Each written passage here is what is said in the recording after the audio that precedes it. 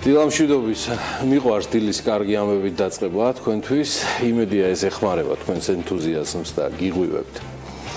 პოზიტივს აიმისოთ, რომ დილა იყოს არა მხოლოდ საქმიანი, არამედ დღეც შემოსავლიანი გამოგადგეთ. დილა მშვიდობისა კიდევ ერთხელ კარს 19 მაისი მოგვადგა თბილისში. 8 საათი სრულდება და ვართ ერთად ტევ პირველზე გვისმენთ რადიო ჰერეთის და რადიო თბილისის საშუალებით. კაი ამბავი კი ნამდვილად გვაქვს, თან ექსკლუზიურიც. საქართველოს ისტორიაში პირველად ქართულმა ღვინომ ლონდონში გამართულ დეკანტერის დაჯილდოებაზე პლატინის მედალი აიღო. საუბარია კომპანია მარანულის მიერ წარმოებულ 2015 წლის ოშხანურ საფერს.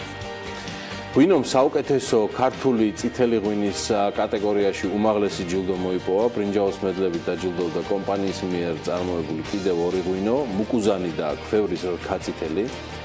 მარანულის დამფუძნებელი გიორგი კილაძე საქმის კურსთან აცხადებს, რომ პლატინის ჯილდო დეკანტერის დაჯილდოებაზე საკმაოდ იშვიათად გაიცემა, მაგალითად 10 წლის განმავლობაში სულ გაცემულია 130 ჯილდო, როდესაც ოქროს მედალი 16000 ღვინისთვის აქვთ მინიჭებული. პლატინის მედლის მფლობელმა ქართულმა ღვინომ სპეციალისტების მხრიდან 100 ქულიდან 95 დაიმსახურა, მუკუზანმა 83, ქვევრის რქაწითელმა კი 88 ქულა. მოკლედ წარმატებები ჩვენს მეგობრებს მარანულიდან, წარმატებები ქართულ ღვინოს აწუკვე პლატინის სინჯისა. საერთაშორისო სავალუტო ფონდი საქართველოს ეკონომიკური ზრდის პროგნოზს ინარჩუნებს 3.9%-იან ნიშნულზე 2017 წლისთვის.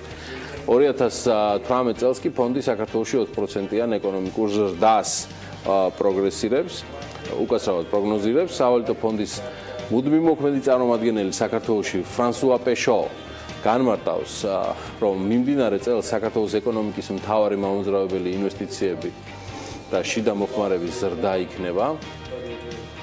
2017 წლის პირველ კვარტალში საქართველოსთან ექსპორტი მნიშვნელოვნად გაიზარდა, ზრდას ხედავთ ფულადი გადმორიცხვების და ტურიზმის კუთხითაც. ესაა პოზიტიური ნიშნები, რომელსაც საქართველოში ვხედავთ.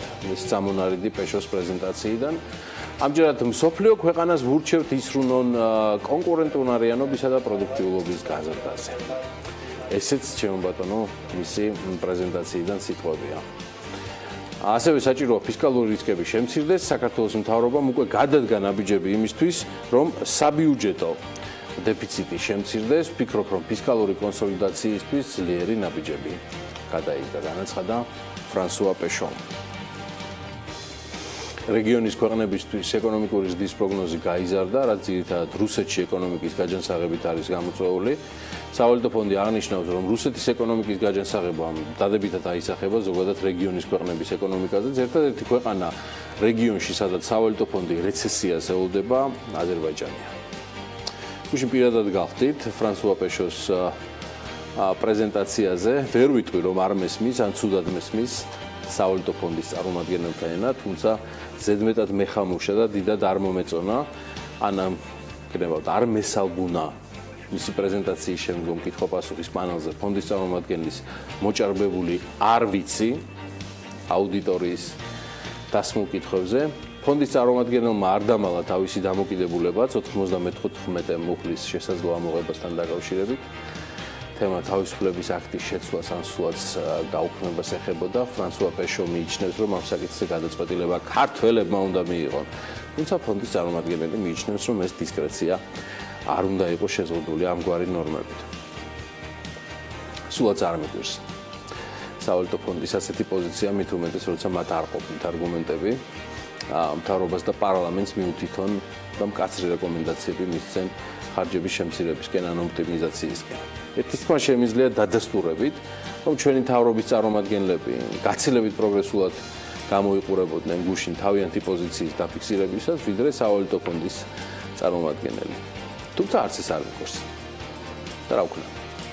ესეც გაივლის და იმედია მალე.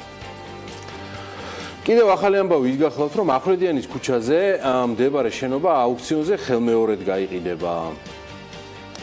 საქართველოს ქონების მართვის ეროვნულ სააგენტოში განუცხადეს, რომ პირველ აუქციონში გამარჯვებულ კომპანიასთან ხელშეკრულება არ გაბორგდა.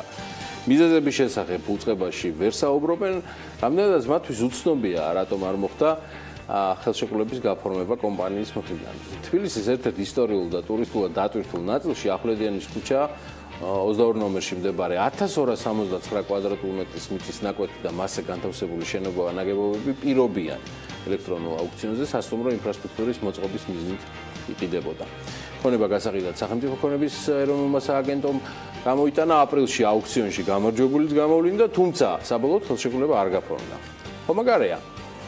გაიმარჯვა კომპანიამ და ხელშეკრულება არ გაფორმდა. ამაზე ახსნა განმარტებას წესიერად არც არავინ იძლევა, არც კომპანია, არც სააგენტო, არც თბილისის მუნიციპალიტეტი. რა პრობლემაა? ეტყობა რაღაც ვიღაცას არ მოეწონა. ვინმეს და აგერ მეორე ჯერზე ხო გამოჩნდება ვის რა არ მოეწონა. ფასი, საინვესტიციო პირობები თუ ახლედიანის, ანუ ყოფილი პეროვსკაიას ქუჩის ჰავა. გამოჩნდება. კომპანია City ინსტიტუტი კი თბილისის გენერალური გეგმის დედაქალაქის მერიისთვის წარდგენას 5 ივნის გეგმავს.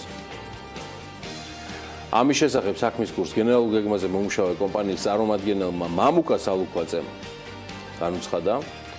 მისი თქმით გენერალური გეგმა თბილისის მერის სამსახურებთან ერთად განიხილეს და მათგან გარკვეული შენიშვნები და რეკომენდაციები მიიღეს. ეს არ იყო ძირეული ცვლილებები გენერალურ გეგმაში, იყო ტექნიკური ხასიათის შენიშვნები, რომელთა ჩასწორებასაც დრო სჭირდება. ამიტომ მერიაში გენერალური გეგმის წარდგენის ვადა 20 დღით გადაიწია. აცხადებს მამუკა სალუქვაძე. დედაქალაქის გენერალური გეგმა City ინსტიტუტს მერიისთვის 15 მაისს უნდა წარედგინა. დოკუმენტზე მუშაობა ჯერ კიდევ 2015 წელს დაიწყო და გენერალური გეგმა არეგულირებს დედაქალაქში გამწვანების, ტრანსპორტის, მშენებლობის, ურბანისტიკის, ინფრასტრუქტურის და მოკლედ ყველა სხვა საკითხის.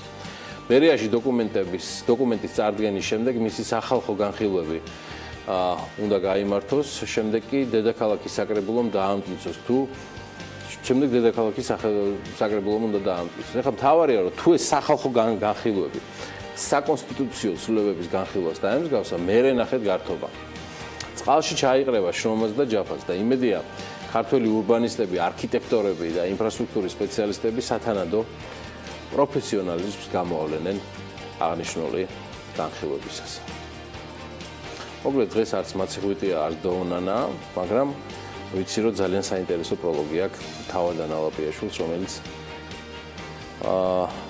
ტრადიციულად მუსიკალურ ფონსაც არ მოგვაკლებს დილიდან. დილამშვიდობის. დილამშვიდობის გიორგი. სახალხო განხილვებიც არ იქნება ნაკლებ პრინციპში ესე კი ემოციური, თუმცა ამასთან დავალოდოთ ამ შემთხვევაში უკვე დედაქალაქის ურბანულ განვითარებას და გენერალურ გეგმას გულისხმობს ზაფხულში ფიქრობ საინტერესო თემები გულდება წინ განსახილულად. აი დღევანდელ დღეს რაც შეეხება კი ძალიან ლამაზ ვიდეოს სანამ გაგიზიარებდეთ, იქამდე მუსიკალური ფონი უნდა შემოგთავაზოთ. 19 მაისის დღის სიმღერა იქნება დირსრაითის საიუბილეო დღე. 1978 წლის ინგლისში საკუთარი პირველი სინგლი Sultans of Swing გაუშვა სწორედ ამ ჯგუფმა და ფოტოშერის სიმღერა როგორც ამბობენ შთაგონებული იყო ჯაზ ბენდით, რომელიც დეპტფორდის ერთ-ერთ ბარში გამოდიოდა. გამოსვლის დროს ჯგუფის წევრმა განაცხადა, რომ ისინი იყვნენ sex swing-ის სულთნები, რამაც პრინციპში ნოფლერს მიეწოდა სიმღერის იდეა ჯგუფის ერთ-ერთ შემსრულებლად და შესაბამისად დღევანდელი დღის ამ სინგლის საიუბილეო დღეს სიმღერა და ეს სინგლი ნამდვილად აღნიშნვის ღირსია, იმიტომ რომ ამ მუსიკის და კონკრეტულად ამ ჯგუფის მიმდევრები ქვეყანაში საკმაოდ ბევრი ყავს და იმედია ჩემი ხმა ეხლა არ იძლევა იმის საფუძველს, რომ მე მომიკითხოთ ამ არაჩვეულებრივი ჰანგების ფონზე. სიმღერა ცოტა ხანი კიდევ დავტოვებ, თუმცა იქამდე რამდენიმე კვირის წინ ინგლისის ქალაქ დოვერიდან საფრანგეთში, ქალაქ კალეში 95 საჰაერო ბურთის ჩაფრენის შესახებ უნდა მოგიყვეთ. ლამაზი სანახაობა იყო და ეს ფრენა 2011 წლის რეკორდის გასაუმჯობესებლად შესრულდა. მაშინ ლამაში სრუტეს 49 საჰაერო ბურთმა გადაუფრინა და პირველად საჰაერო ბურთით ისიც უნდა გითხრათ, რომ ლამაში სრუტეს 1785 წელს ფრანგმა მოგზაურმა ჟან პიერ ფრანსუა ბლანშარტმა და ამერიკელმა ექიმმა ჯეფრისმა გადაუფრინეს. ჰაერში გადაფრენიდან პირველ ფრენელებს შორის ის პრინციპში ისევ ფრანგის მეფე უნდა გამოვყოთ, თუმცა ის უნდა აღნიშნოთ, რომ პირველები ადამიანები არ ყოფილან, ვინც მიწას მოსცილდნენ საჰაერო ბურთით. საჰაერო ბურთი 1783 წელს ძმებმა ააგეს და სფეროს გარსი მაშინ გაკეთებული იყო ქაღალდისაგან და ტილოსგან. ბურთი გავსებული იყო გამთბარი ჰაერით და ცივ ჰაერზე სიმსუბუქის გამო ის აიწია შესაბამისად დედამიწიდან ზევით. თუმცა ძალიან მალევე დასრულდა ეს ექსპერიმენტი. 1793 წლის 4 ივლისს კი უამრავი ხალხის თანდასწრებით ძმები მონგოლფის ბალონი ჰაერში ისე აიწია, რომ დაახლოებით 10 წუთის განმავლობაში გაჩერდა და 500 მეტრის სიმაღლეზე დაშორდა დედამიწას. რამდენიმე კვირის შემდეგ მათი რეკორდი გაუმჯობესდა ფრანგი ფიზიკოსის მიერ. ჰაერზე მსუბუქი გაზით წყალბადით გავსებულმა მისმა სფერომ 2 წუთში 1000 მეტრის სიმაღლეს მიაღწია. და ამ სტეპით დაინტერესებულმა პარიზის მეცნიერებათა აკადემიამ კი შესთავაზა ძმებს, რომ გაემჯობესებინათ ბურთით ფრენა. ეს იყო უკვე 1793 წლის სექტემბერში და საჰაერო სფეროს გამოაბეს გალია, რომელშიც მოათავსეს პირველი მგზავრები. ეს იყო ცხვარი და იხვი. სწორედ ისინი აღმოჩნდნენ პირველი საჰაერო ბურთის მგზავრები. პირველი აერონავტების მიღწევებს მოყვა ახალი ცდები უკვე 1795 წელს და ფრანგმა ძმებმა ზურგის ქარი გამოიყენეს საჰაერო ბურთით გადაფრენისათვის ლა-მანშის სრუტეზე. დაიწყო საჰაერო ბურთების გამოყენება უკვე მეცნიერული კვლევებისათვის და ერთ-ერთი პირველი მეცნიერული გადაფრენა სწორედ ორმა ფრანგმა მეცნიერმა განახორციელა, მოკლედ საფრანგეთში განსაკუთრებული ინტერესი აღმოჩნდა ბურთით ფრენასთან დაკავშირებით. ბიომ და გეი ლოუსაკმა, რომლებიც 1804 წელს 7000 მეტრის სიმაღლეზე ავიდნენ და იქ 6 საათი გაჩერდნენ, იყვნენ სწორედ პირველი ხანგრძლივი მფრინავების საჰაერო ბურთით. იმ დროისათვის ეს ფანტასტიკური შედეგი იყო და საჰაერო ბურთს კიდევ ერთი მნიშვნელოვანი ნაკლი აქვს. ისიც უნდა აღინიშნოს, რომ მაშინაც და ახლაც მისი მართვა ფაქტობრივად შეუძლებელია. მიფრინავს იქით, საითაც ქარი დაუბერავს და ამ ნაკლის გამო საჰაერო ბურთებმა ვერ შეძლეს, რომ თრეად დაეპყროთ საჰაერო სივრცე. ნებისმიერ შემთხვევაში ზურგის ქარს გისურვებთ პარასკევ დღესაც იმისათვის, რომ წარმატებული დღე გქონდეთ, მაგრამ არც საჰაერო ბურთით ფრენა იქნებოდა უქმეებზე ცუდი იდეა. მეც ესე მგონია, მithumetes მოდის უქმეები, რისთვისაც მაგრად უნდა მოიქოქოთ. ამას კი სჭირდება კაი გაყოლა გემრიელი შემოსავლებისა, რომელსაც გისურვებთ. დილა უთენია, გისურვებთ, რომ მთელი თქვენი კვირა იყოს საქმიანი და შაბათ-კვირა კი კარგად შეძლოთ ყველაფრის იმის დახარჯვა, რასაც კვირის განმავლობაში იშოვეთ. თუმცა 19 მაისს არ იყო მარტო Dire Straits, 19 მაისს არ იყო მარტო საჰაერო ბურთები, 19 მაისს კიდევ ბევრი საინტერესო ამბები მოხდა და მოდი ვნახოთ ჩვენი კალენდრის კოლაჟი 19 მაისთან დაკავშირებით. 1919 წლის 19 მაისს თურქეთში ეროვნულ განმათავისუფლებელი მოძრაობა დაიწყო, რომელსაც სათავეში მუსტაფა ქემალი ჩაუდგა. თურქეთის ნაციონალურმა გმირმა და თანამედროვე ქვეყნის დამაარსებელმა მუსტაფა ქემალ ათათურქმა ამ დღეს უცხოური ინვესტიციის წინააღმდეგ სამსუნის სპორტში საყოველთაო მობილიზაცია გამოაცხადა. მუსტაფამ ახალი პარლამენტის დაარსება გადაწყვეტა. მისი ინიციატივით მუშაობა დაიწყო ახალმა მეჯლისმა, რომელსაც თურქეთის დიდი ეროვნული ასამბლეა ერქვა. ასამბლეამ მხარი დაუჭირა მუსტაფა ქემალის პროგრამას, რომელიც ქვეყნის დამოუკიდებლობის აღდგენას და თურქეთიდან ოკუპანტების განდევნას ითვალისწინებდა. 1929 წლის 19 მაისს ბარსელონაში მიმდინარე FIFA-ს კონგრესზე გადაწყდა, რომ მომდევნო წლის მსოფლიო საფეხბურთო ჩემპიონატს ურუგვაი უმასპინძლებდა. ამ სამხრეთ ამერიკული ქვეყნის სასარგებლოდ გადაწყვეტილების მიღებაში მთავარი როლი იმ ფაქტმა შეასრულა, რომ ურუგვაი 1924 და 1928 წლების ოლიმპიური თამაშების ჩემპიონი იყო. ამასთან 1930 წელს ურუგვაის დამოუკიდებლობის 100 წელი უნდა ეზეიმა. პლანეტის პირველ მუნდიალზე მონაწილეობა სულ 13 ქვეყნის ეროვნულმა გუნდმა მიიღო. და კიდევ ერთი შემდეგი 3 საათის განმავლობაში, თითქმის 3 საათის განმავლობაში საკმაოდ საინტერესო პარასკევის საქმიანი დილა გელით. დილა რა თქმა უნდა იყოს საქმიანი და იგი უნდა იყოს TV პირველზე. მოდი ამიტომ ვნახოთ სპიკერების, სტუმრების და თემების შემონათვალი, რომელსაც დღეს შემოგთავაზებთ.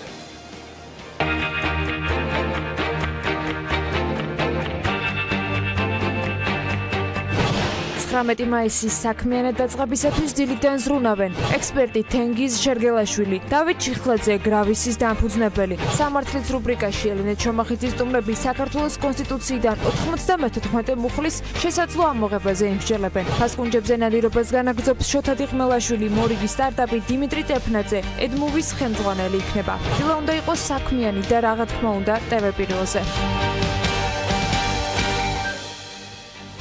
მაშასე ვემზადებით უკვე შემდგომი თემისთვის. თემა კი საინტერესოა. ანა ლაპიაშვილმა საკმაოდ საინტერესო ინფორმაციებს მოუყარა თავი. ეკონომიკაში და ბიზნესში მიმდინარე ამბების შესახებ და სწორედ ის შემოგთავაზებს პირველ კომაშს. კიდევ ერთხელ მივესალმებით ჩვენს ტელემაყურებლებს და რადიო მსმენელებს რადიო ჰერიცზე და თბილისში და სწორედ მათთვის ბიზნეს სიახლეების პირველი კოლეჯით ვართ სულ რამდენიმე წამში ეთერში.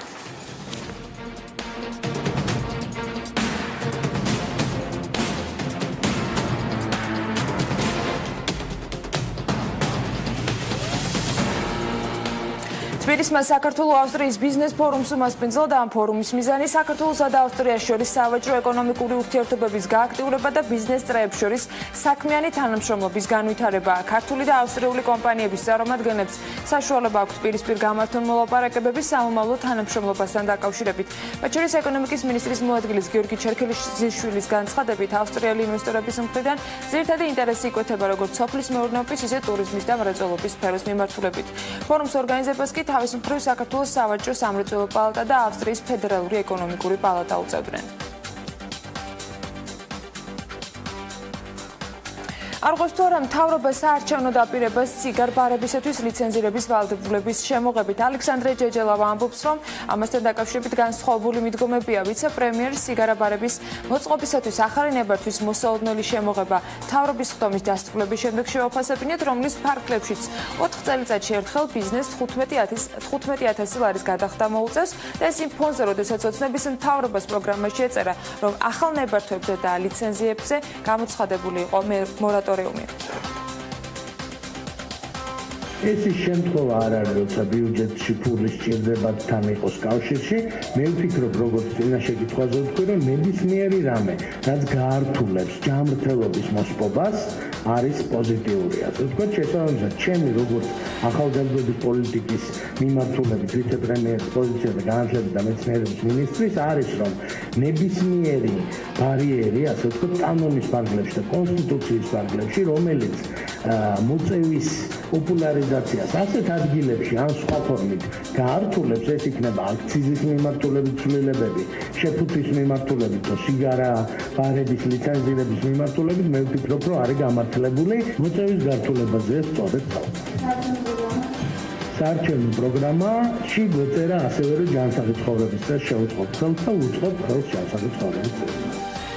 საქართველოს ფერმერთა სადისტრიბუციო კომპანია სოფელ გამარჯვებაში სამაცივრე მეურნეობას მოაწყობს და ამ მიზნით კომპანია სახელმწიფოსგან სოფელ გამარჯვებაში მდებარე 5025 კვადრატული მეტრის არასასოფლო სამეურნეო დანიშნულების მიწის ნაკვეთი გადაეცა.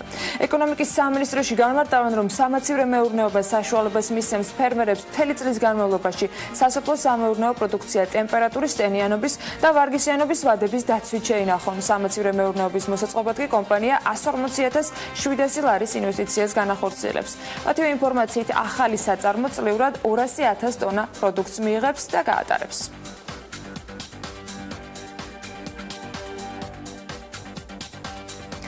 საკონცერტო დარბაზ ბლექსი არენასთან ავტოსადგომის მოწყობისათვის 2,636,000 ლარი გამოიყო. ამ თანხის ფარგლებში ბლექსი არენა ჯორჯიამ შენებარე კომპანიამ უნდა შეარჩიოს და შესყიდვას გამარტივებული გზით შეძლებს, რაც სახელმწიფოებრივი და საზოგადოებრივი მნიშვნელობის ღონისძიების შეზღუდულ ვადებში შეუფერხებლად ჩატარების მიზეზით აიხსნა.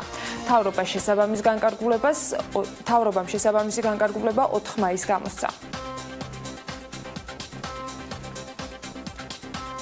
ქართულ ბაზარზე ელექტროძრავების მწარმოებელი თურქული კომპანია გამაკი გამოჩნდა, რომელიც მსოფლიოს მრავალ ქვეყანასთან უკვე თანამშრომლობს.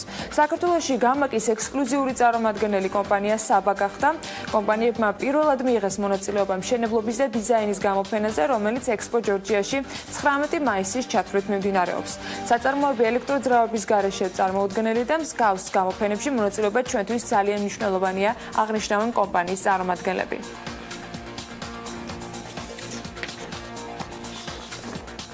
ქუთაისის საკრებულოს რიგარეშე სხდომაზე კი საუნივერსიტეტო ქალაქის მშენებლობის და განაშენიანების რეგულარული გეგმა განიხილეს. ქუთაისის მერის შოთა მურღულიას განცხადებით, საუნივერსიტეტო ქალაქის მშენებლობა ზაფხულში დაიწყება და მისი თქმით, სხვა სამუშაოებთან ერთად ადგილზე უნდა მოეწყოს რეკრეაციული ზონა, რისთვისაც უნდა განაშენიანდეს ტყე. ასევე საჭიროა მოწესრიგდეს წყალგაყვანილობა და სხვა მნიშვნელოვანი საკითხები. ამისთვის კი ჯერ განაშენიანების გეგმა უნდა დამტკიცდეს.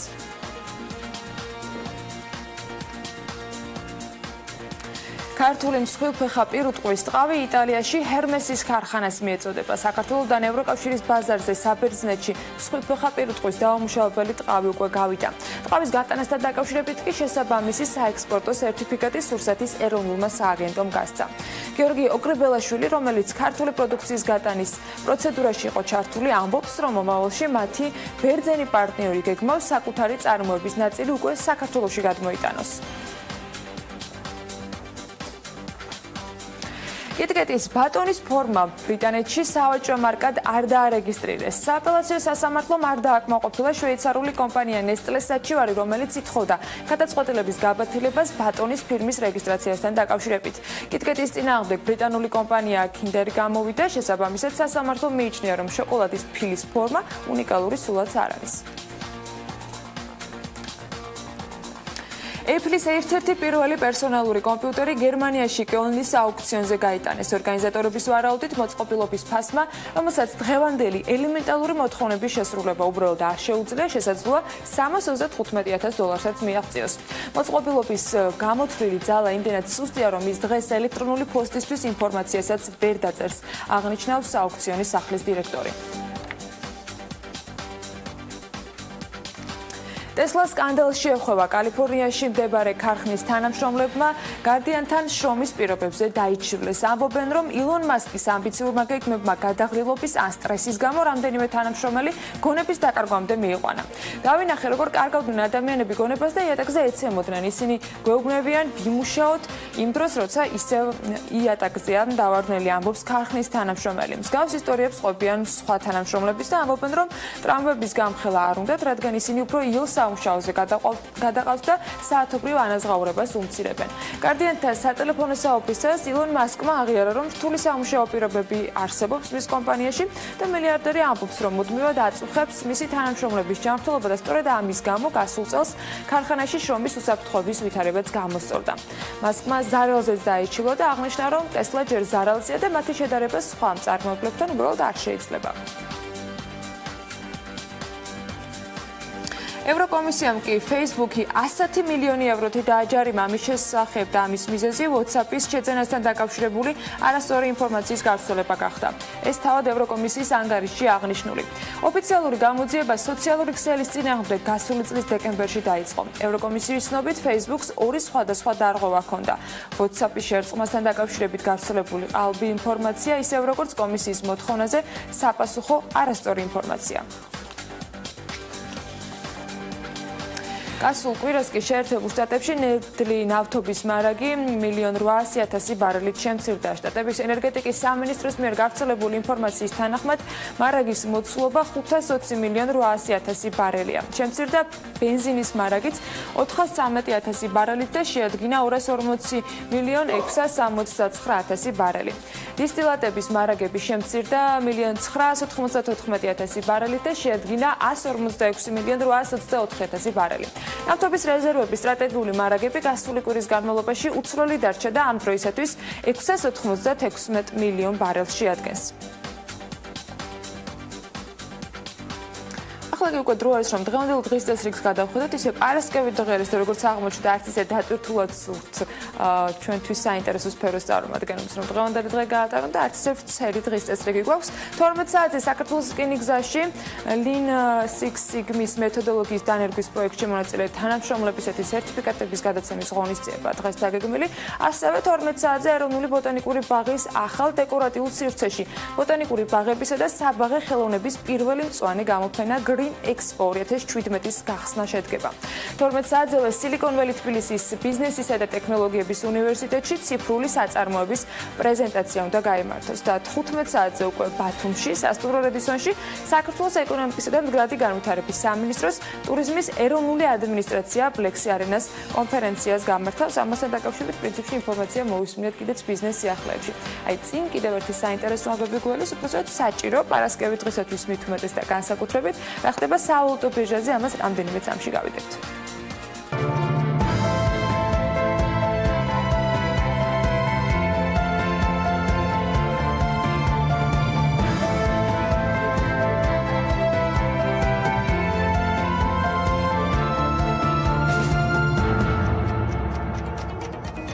რა თქვი, თბილისის ბოტანიკურ ბაღთან დაკავშირებით, რომელიც საქართველოს ეროვნული ბოტანიკური ბაღია, დარწმუნებული ვარ, მამაჩემი თავის მშობლიურ ალაგს დღეს 12 საათის მერე აუცილებლად მიაშურებს. მეტ ესეთ რეკრეაციულ ზონებს უსურვებ დედაქალაქს და მეტ გულშემატკივარს უსურვებ ზოგადად საკმაოდ უიღბლო ქალაქს სახელად თბილისი. ჩემი პირადი მოსაზრებაა და დამიტოვეთ მე. კარგი, მოდი მანამდე გადავხედოთ, რომ კარგად დაიგეგმოს შაბათ-კვირა, მით უმეტეს ეროვნული ბანკი არ შემოგთავაზებს კურსების განახლებას შემდეგი დღეების განმავლობაში. დოლარი გაიაფებას აგრძელებს ლარის მიმართ და გუშინდელივით კარგი გაიაფება შესაძლოა არ იყო, თუმცა დაახლოებით თეთრის მესამეც მოვიგებთ 1 დოლარიდან დღეს, 1 დოლარი 2 ლარსა და 51 თეთრს ქვემოთ არის, აი ევრომ კი აიწია თეთრის მეხუთედით და 2 ლარი და 68 თეთრი შეადგინა. დიდი ბრიტანეთის გირვანქა სტერლინგის გაძვირებაც 1 თეთრს აჭარბებს და მისი ფასი 314 თეთრს შეადგენს. სამაგიეროდ თეთრნახევრით გაიაფთა ჩვენი ერთ-ერთი ყველაზე უმსხვილესი სავაჭრო პარტნიორის ვალუტა, თურქული ლირას ფასი 66.9 თეთრამდეც ვერ აღწევს, აზერბაიჯანული მანათი თეთრი 3/4-ით გაძვირდა და ლარი და 53 თეთრი ღირს. ამერიკის ახალმა პოლიტიკურმა სკანდალმა დოლარი გასულ დღეებში სწრაფად გააიაფა, თუმცა აჟიოტაჟი სავალუტო ბირჟებზე როგორც ჩანს მიინავლა და რასაც ერთვის უმუშევრობის შემწეობის მთხოვნელთა რაოდენობის მნიშვნელოვანი შემცირება. შემწეობას 236,000 ადამიანი ითხოვდა და ანალიტიკოსები მიმდინარე კვირაში ამ რიცხვის 4,000-ით ზრდას ელოდნენ, მაგრამ მოხდა პირიქით. და ის ზუსტად 4,000-ით შემცირდა. გარდა ამისა, ფილადელფიის სარეზერვო ბანკმა მწარმოებლურობის ინდექსის კარგი შედეგი დადო და დოლარსა და 11.9 ცენტამდე გაძვირებული ევროს ფასი დოლარსა და 11 ცენტამდე ჩამოვიდა. თუმცა ალბათ გესმით, რომ ესეც არ არის სახარბიელო მაჩვენებელი, განსაკუთრებით მაშინ, როცა საფრანგეთში არჩევნებით გამყარებული ევროს კორექცია უნდა მომხდარიყო და პირიქით ქვემოთაც წამოსულიყო. სამაგიეროდ დოლარმა ვერ დაძლია ბრიტანული გირვანქა სტერლინგის გაძვირების ტრენდი და ბრიტანული ვალუტის ერთეული, მოდი ესე ვიტყვი, ეხლა დოლარი და 30 ცენტი ღირს. დოლარი ძალიან გაიაფთა იენთან მიმართებაშიც და მისი ფასი ერთ კვირაში 114-ზე მეტი 114 იენიდან 100-მდეც დაეშვა. თუმცა ვარდა გულში თითქოს დაპაუზდა და ეხლა უფრო ნელი ტემპით გაგრძელდა. ბიტკოინიც აგრძელებს გაძვირებას, გუშინ ვაჭრობა 1803 დოლარით დაიხურა. დღეს უკვე მისი ფასი 17 დოლარით მეტია, 1800 დოლარს აჭარბებს. მაქვს ინფორმაციები Pirveli ჯგუფის წარმომადგენლებისგან, რომ 2000 დოლარსაც კი მიაღწია ბიტკოინის ფასმა, სად რა და როგორ ამაზე ცოტ მოგვიანებით.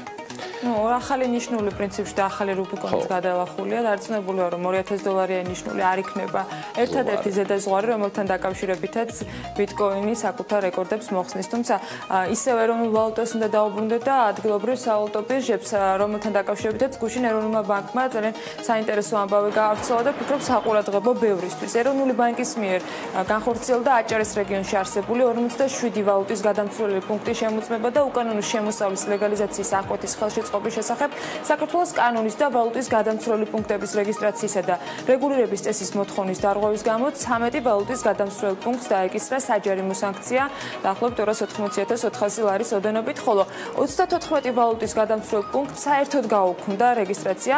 თავად ეროვნულმა ბანკმა გაავრცელა ეს ინფორმაცია და ვფიქრობ, ტურისტული სეზონის დაწყების წინ ბათუმში, როდესაც ის პიკს მიაღწევს, მსგავსი ღონისძიება ერთ-ერთი სტრატეგიულად მნიშვნელოვანი იყო. იქიდან გამომდინარე, რომ ტურისტები ხშირად ჩივიან საავტო გადამცვლელ ჯიხურებში, მათთან პრინციპში არაკეთილსინდისიერ დამოკიდებულებაზე უფრო მსუბუქად რომ ვთქვათ.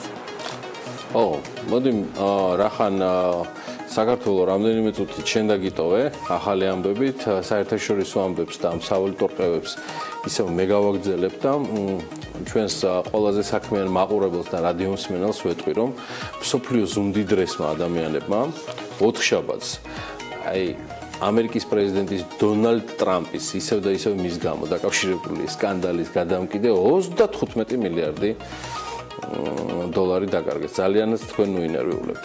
ბლუმბერგის მილიარდერთა ინდექსის მიხედვით მსოფლიოს უმდიდრესმა ადამიანმა, ბილ გეიტსმა, მაგალითად 1 მილიარდი დოლარი დაკარგა მას შემდეგ, რაც Microsoft-ის აქციების ფასი წლის განმავლობაში ყველაზე მეტად 2.8% დაეცა.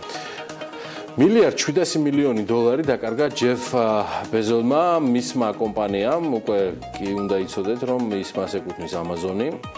აქ 2.2% გაუფასურდა. შედეგად ბეზოს მილიარდერების სიაში პოზიცია შეენაცვლა. ამას Forbes-ზე ნახავთ, რომელიც პირდაპირ რეჟიმში, ანუ ლაივ რეჟიმში განახებთ მილიარდერების კატეგორიზაციას და რენკინგს. მოკლედ ბეზოსი მესამე პოზიციაზეა, 135 მილიონი დაკარგა ამანსი ორტეგამ. 335 მილიონი, ეს 200 მილიონი როგორ დავკარგე წამში ეგრევე არ მესმის. ყველაზე დიდი დანაკარგი ტრამპის პოლიტიკური სკანდალების გამო მაინც Facebook-ის დამფუძნებელს მარკ ცუკერბერგს ხვდა წილად, მან დაახლოებით 2 მილიარდი დაკარგა თავისი კომპანიის აქციების გაუფასურების გამო. აქციები 3.3% გაუფასურდა. გლობალურმა საფონდო ინდექსებმა გაუფასურება მას შემდეგ დაიწყეს, რაც დონალდ ტრამპმა ფედერალური საგამოძიებო ბიუროს დირექტორი თანამდებობიდან გაათავისუფლა.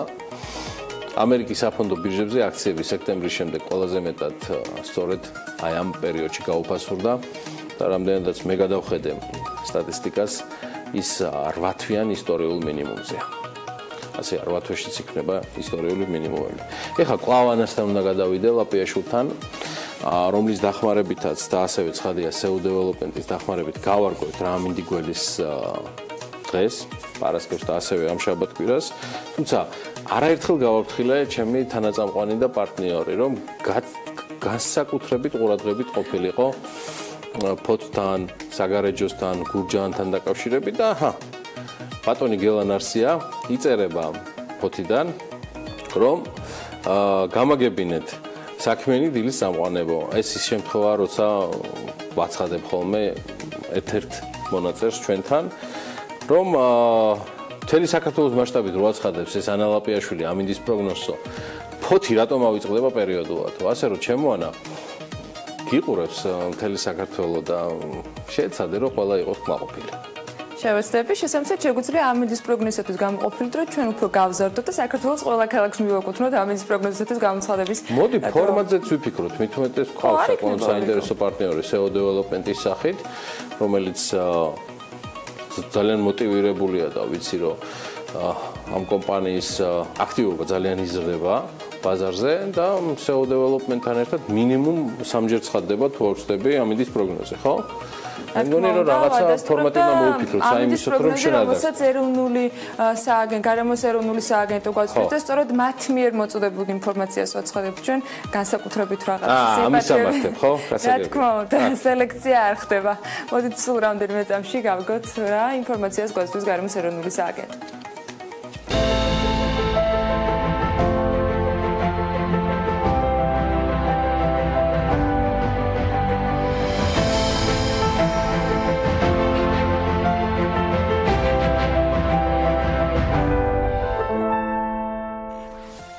ეროვნული სააგენტო კი იტყობინება, რომ საქართველოში განპირობებული იქნება ამინდი ამიერკავკასიის ჩრდილოეთიდან მოქმედი შედარებით ცივი და სამხრეთიდან გავრცელებული თბილი და ნოტიო ჰაერის მასების ურთიერთქმედებით. საქართველოში მოსალოდნელია შესაბამისად დროგამოშვებით ღრუბლიანობის მატება. უმეტეს რაიონში კი ხანმოკლე წვიმა და თან ელჭექი, ზოგან შესაძლებელია ძლიერის. აღმოსავლეთში ზოგან შესაძლოა სეტყვაც იყოს და იქროლებს ცვალებადი მიმართულების ქარი. სოხუმში ხანმოკლე წვიმა ელჭექით არის დღის განმავლობაში ნავარაუდები და 19 გრადუსამდე გათბება ჰაერი. ბათუმში იწვიმებს და ასევე 19 გრადუსი იქნება ისევ როგორც ქობულეთში. ქუთაისში ხანმოკლე წვიმაა დღის განმავლობაში და 23 გრადუსი დაფიქსირდება. ზუგდიდში კი 22 გრადუსამდე გათბება ჰაერი. ოზურგეთში 23 გრადუსი იქნება და აქაც იწვიმებს. ონში 21 გრადუსი იქნება და აქაც წვიმა მოსალოდნელი. გორში კი შედარებით 2 გრადუსით მეტია ნავარაუდები და 23 გრადუსი იქნება და წვიმა.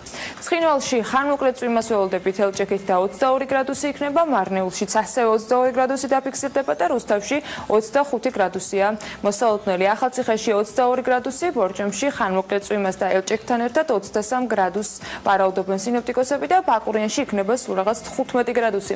ახალქალაქში 16 გრადუსია მოსალოდნელი, სტეფანწმიდაში 15, თელავში 25 გრადუსი და რაც შეეხება დედაქალაქს ღრუბლიანობის დრო გამოშვებით მატებას ველოდებით დღის განმავლობაში, მცირე წვიმასაც იქროლებს ცვალებადი მიმართულების ქარი, უცვლელი სიჩქარით ისე როგორც ბოლო 4 დღის განმავლობაში 10-15 მეტრი წამში. ჰაერის ტემპერატურა კი მაქსიმუმ 25 გრადუსი იქნება. მადლობა ანას, ვერით მას ჩვენთან. ჩვენ მცირედი შესვენება უნდა გამოვაცხადოთ. შესვენება სასიამოვნოა. მეტადრე უფრო ტევპირველისთვის, რადგან რეკლამაზე უნდა გავიდეთ. შემოსავლების დროა. ამ შემოსავლებს გისურვებთ თქვენ. დარჩით ტევპირველზე, გვისმენთ რადიო ჰერეთის და რადიო თბილისის საშუალებით. სულ რამდენიმე წუთში საინტერესო თემით და სტუმრით დაგიბრუნდებით საქმიანად. პირდაპირ ეთერში.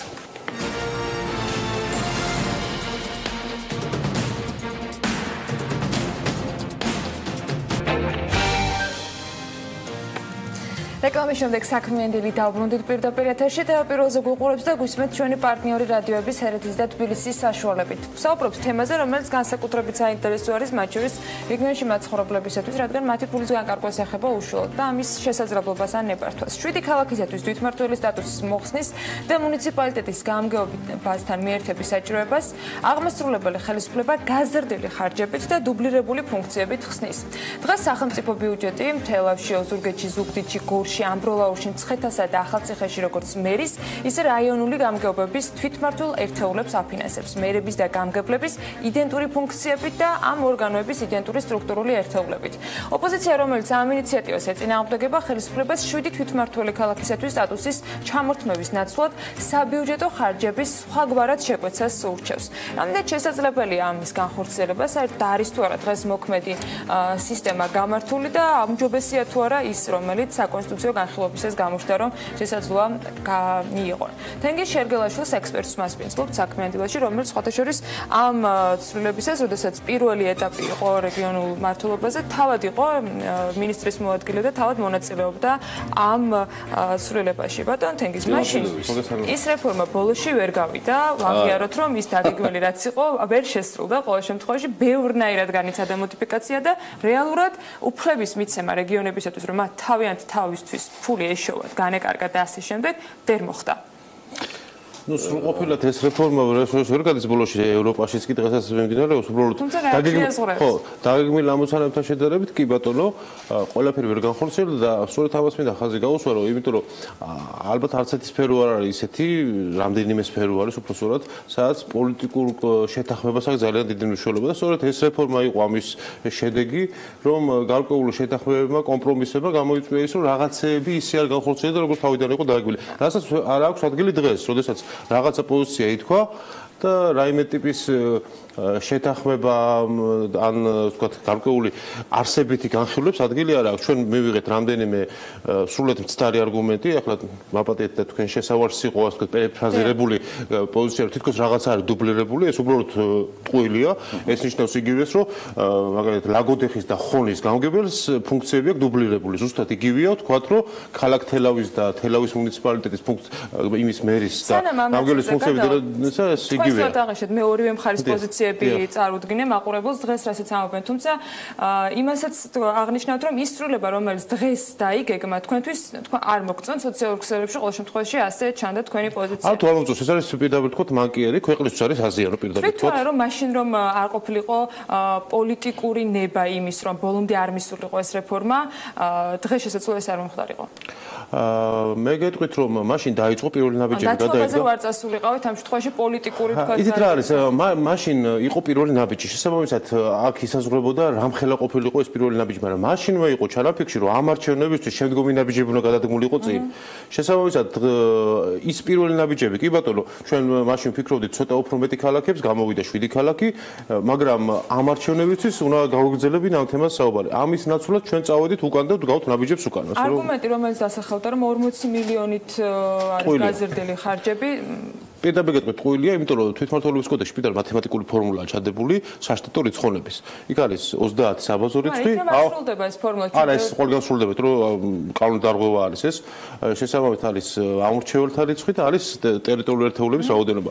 ორს თუ გავაერთიანებთ, ამორჩეველთა რიცხვი ჯამდება, ტერიტორიული ერთეულების რაოდენობა, მაჟორიტარების რაოდენობა ჯამდება. მხოლოდ 30 არის, ასე ვთქვათ, საბაზო რიცხვი, რომელთაც ერთ-ერთი ამოვარდება. ანუ ჯამში ამის დათვლა შეიძლება და ეს ეკონომია რაც იქნება არ აღემატება ალბათ 4-5 მილიონს, მაგრამ მე ერთი რამე მინდა შეგახსენოთ. როცა ეს ფორმულა ჩავდეთ კოდექსში, ჯერ ერთი საპარლამენტო განხილვის დროს მეორე მოსმენის წინ შერბილდა და დაახლოებით 12 მილიონით გაიზარდა ხარჯი. შემდგომ უკვე მიღებულ კანონში მაშინდელ მთავრობაში დაისვა საკითხი და კიდე შერბილდა ეს ფორმულა და ჯამში ჩვენ დაახლოებით 2800 კაცით გავზარდეთ ამ ფორმულის შემცირების საშტატო რიცხოვნება. შესაბამისად დღეს შეიძლება ამ ფორმულაში მცირე კორექტირებითაც კი რომელიც არ დაეტყობა მუნიციპალიტეტებს, აი საშუალოდ მუნიციპალიტეტში 3-4 საშტატო ერთეულობა რომ მოიკლოს, ჯამში მივიღეთ გაცილებით მეტ ეკონომიას მივიღეთ. 3-4 ადამიანის ხარჯზე რატომ შერბილდა ეს ფორმულა ისე რომ დღეს გახდა ეს არგუმენტი იმისათვის რომ ეს არგუმენტი არ არის, ეს არის ტყუილი.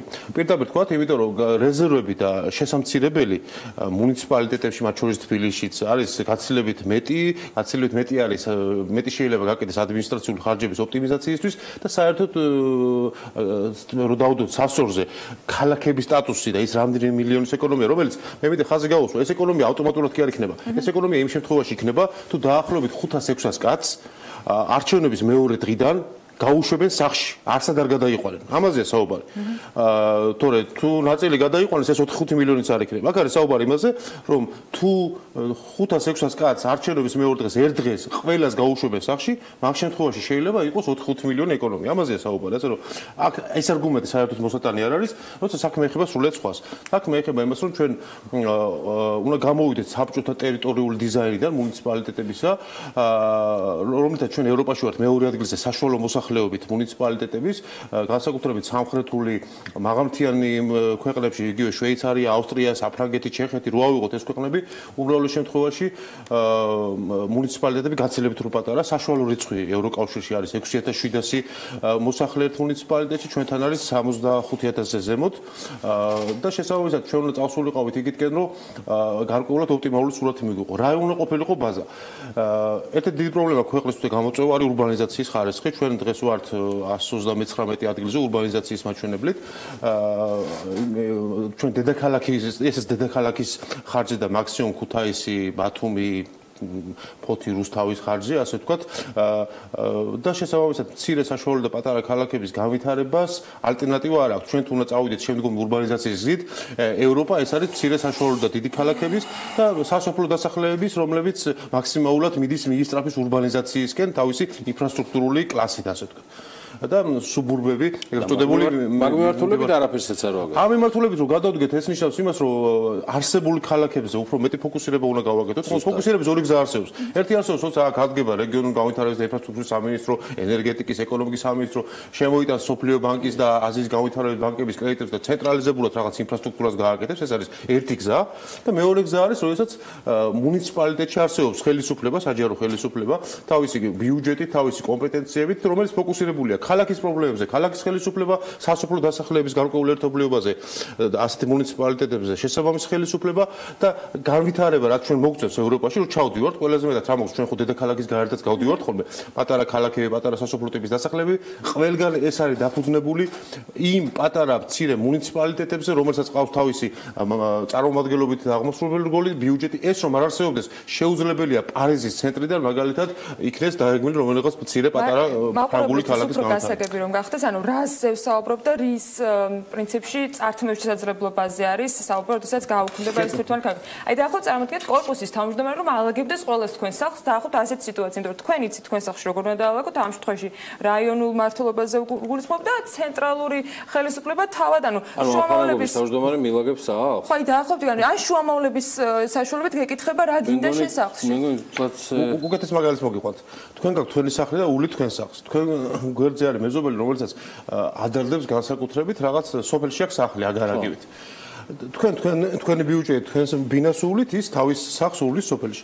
უცებ რომ მოვიდეს ვიღაცა თქვას რომ მოდი შენ სახლს და შენ ბინას ერთად მემოული. რომელიც განსხვავებული პრობლემებია და ხან მე გადავძალავ ბინის პრობლემებით, ხან ის გადაძალავ სოფლის პრობლემებით და საბოლოო ჯამში ორივე გაცილებით ნაკლებად გამვითარდება, ვიდრე იმ შემთხვევაში, როდესაც მე ჩემ ბინასული, იმიტომ რომ ამით ვარ დაინტერესებული და ის არის თავის სოფლის სახლით დაინტერესებული და ეს გააკეთოს. დღეს არის საუბარი იმაზე, რომ სამართლებრივი სტატუსით დღეს ქალაქის ზუგდიდი მაგალითად არის დაუმოუკიდებელი იურიდიული პირი, თავისი ორგანოებით, ბიუჯეტით და დაიწყო 2 საბჭოთა წელი ქონდა მას სულ, ამ რეფორმის პერიოდში სულ 2 საბჭოთა სული წელი გავიდა და ეს ეტყობა მართლაც ქალაქს, განსაკუთრებით ოზურგეთში, თელავში ეს უკვე ეტყობა. შესაბამისად, როდესაც გაუქმდება ეს სტატუსი, ეს ნიშნავს იმას, რომ ნებისმიერ სოფელს ზუგდიდში და ქალაქ ზუგდიდს, რომელშიც მოსახლეობა რამდენიმე ათეული ათასია, სამართლებრივად ერთ და იგივე სტატუსი ექნება და ეს სამართლებრივი სტატუსი ნიშნავს, რომ ისინი არიან მხოლოდ და მხოლოდ გეოგრაფიული ტიპის დასახლება. უბრალოდ ერთს ქვია გეოგრაფიულად სოფელი, მეორეს ქალაქი. მაგრამ ის რომ იურიდიულად არსებობდეს თვითმმართველი ქალაქი და საერთოდ თვითმმართველობის იდეა მოდის ქალაქებიდან ისტორიულად, არ ექნება ზუგდიდს და განსაკუთრებით ფოთი იქნება თვითმმართველი ქალაქი, მაგრამ ფოთზე არ არის საუბარი, ფოთის რაიონის შექმნას ჯერ არის საუბარი, თუმცა არ არის გამორიცხული ხოლმისოფლები, ხვალ ხოლმისოფლები შევერთონ და ფოთის რაიონის მივიღოთ და ერთი რაღაცას მინდა გაუსვა ხაზი, ხშირად არის საუბარი ხოლმე, რომ ევროპაში აი გამსხვილება ხდება.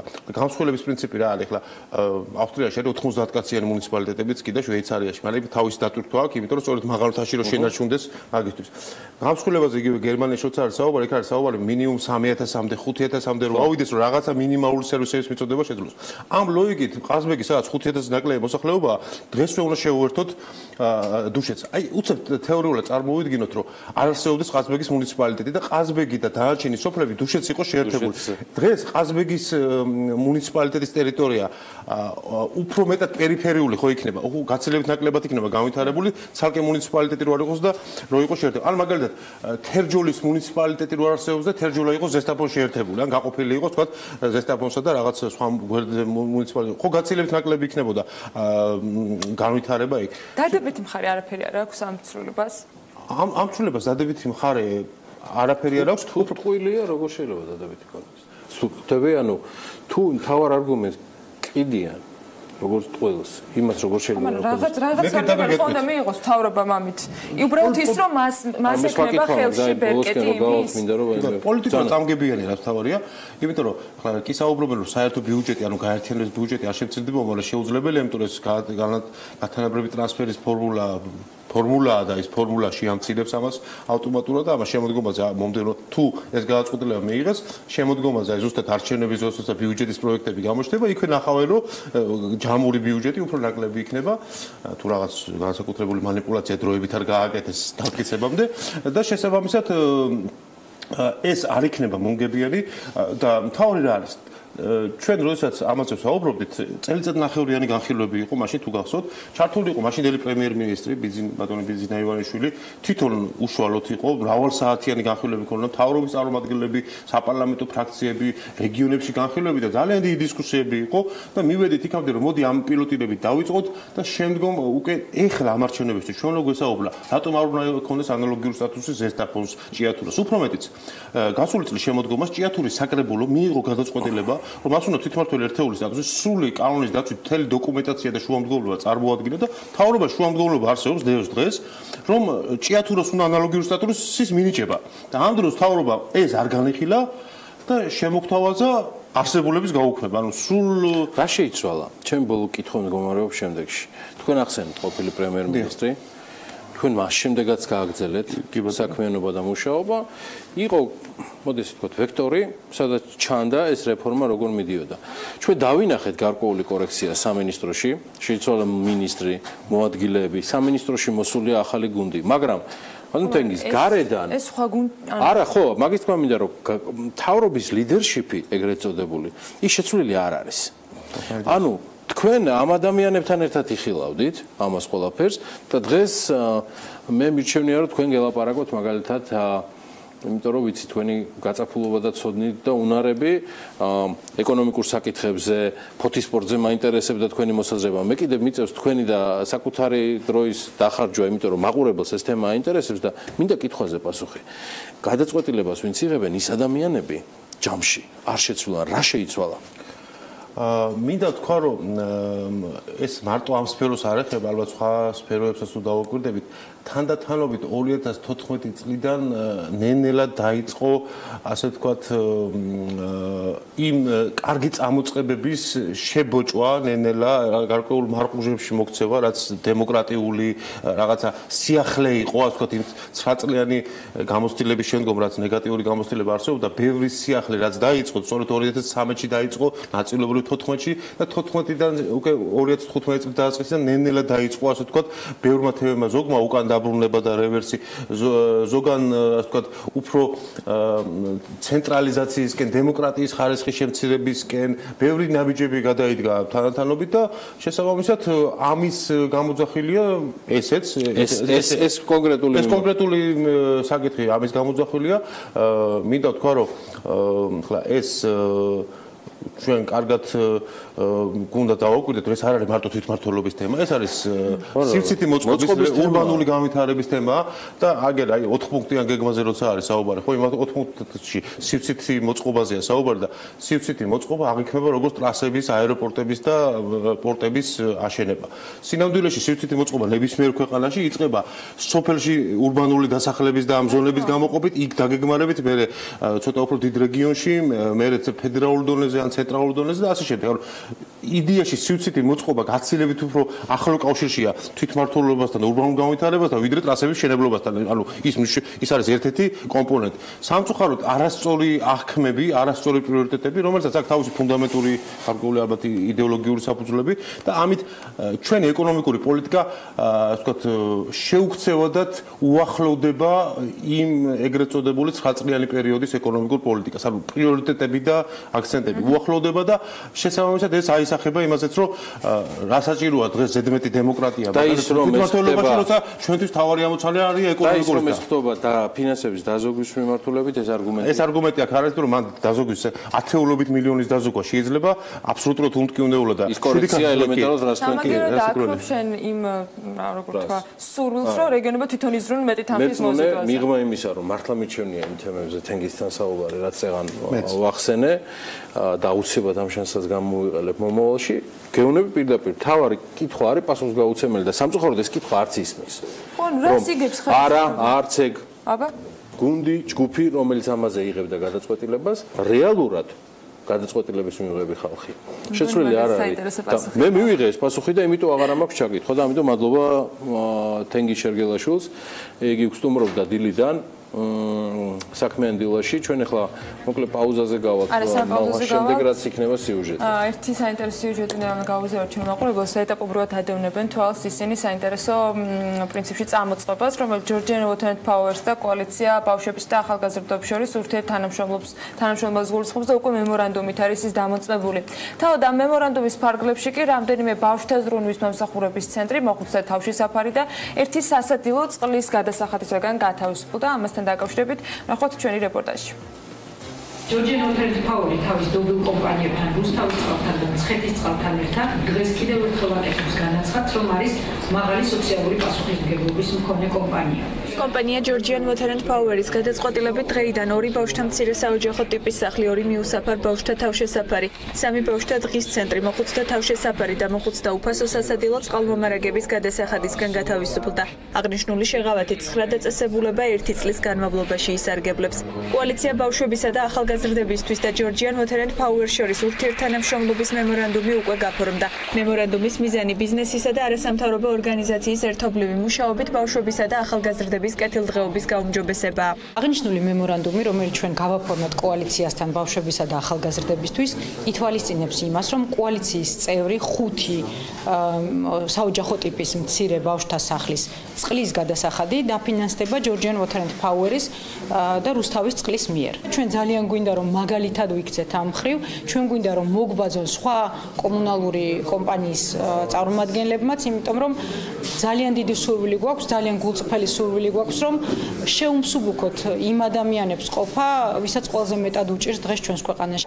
აღნიშნული 9 დაწესებულებიდან 5 ბავშვთა ზრუნვის მომსახურების ცენტრი გაერთიანებულია კოალიციაში ბავშვებისა და ახალგაზრდებისთვის. კოალიცია თანასწორ უფლებიანობის პრინციპზე დაფუძნებული ბავშვებისა და ახალგაზრდების საკითხებზე ორიენტირებული საზოგადოებრივი ორგანიზაციების გაერთიანებაა, რომლის მიზანი ქვეყანაში ბავშვებისა და ახალგაზრდების კეთილდღეობის არსებული სისტემის განვითარება და მისი უფლებების დაცვის ხელშეწყობაა. მსგავსი დახმარება ძალიან მნიშვნელოვანია, იმიტომ რომ ის დაფინანსება, რომელიც ამ მომსახურებებს ეძლევათ სახელმწიფოსგან, არასდროს სრულად არ ყოფნის იმ ხარჯებს, რომელიც საჭირო და აუცილებელია ამ ბავშვების კეთილდღეობისთვის. ამიტომ მუდმივად გვიხდება დამატებითი რესურსების ძებნა და აი ესეთი სახის განგრძობითი დახმარება ძალიან ეხმარება, ძალიან დიდ შეღავათს აძლევს ამ მომსახურებებს. ბიზნესის ჩართულობით სოციალურად დაუცველი ფენის დახმარების მნიშვნელობაზე ისაუბრეს თავად ბავშვთა სახლის წარმომადგენლებმაც, რომლებმაც GVP-ის ინიციატივას დადებითი პრეცედენტი უწოდეს. საქართველოში ხდება პრეცედენტი, როცა სოციალურ პასუხისმგებლობას იღებენ ბიზნესი და ეხმარება სოციალურად დაუცველ ფენებს, განსაკუთრებით უზრუნველობა მოკლებულ და მიუსაფარ ბავშვებს. ამ მემორანდუმში ჩვენი ორგანიზაციის საქართველოს კარიტასის ორი სერვისი შევიდა, რუსთავში და თბილისში მიუსაფარ ბავშვთა ცენტრები და რაც ჩვენ გვაძლევს საშუალებას, რომ უფრო მეტი ხარისხი დავდოთ. ჯორჯიან ვოთერ-ენდ პაუერი მეგობარ კომპანიებთან ერთად სოციალური პასუხისმგებლობის მიმართულებით გრძელვადიანი პროექტების განხორციელებას მომავალშიც აპირებს.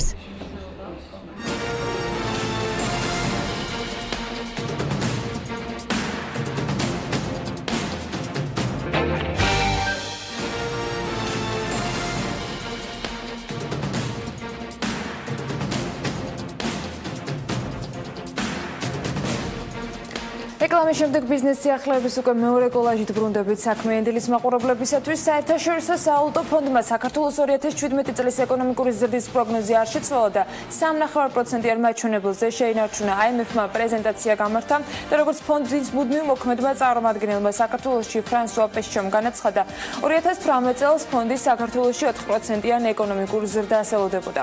რეგიონის ქვეყნებისათვის ეკონომიკური ზრდის პროგნოზი გაზრდილია, რაც ძირითადად რუსეთში ეკონომიკის გაჯანსაღებით არის გამოწვეული. IMF-ი თავის მხრივ აღნიშნავს იმასაც, რომ რუსეთის ეკონომიკის გაჯანსაღება დადებითად აისახება რეგიონის ქვეყნების ეკონომიკაზეც. ერთადერთი ქვეყანა რეგიონში, სადაც IMF-ი რეცესიას ელოდება, ეს მეზობელი სახელმწიფო აზერბაიჯანია.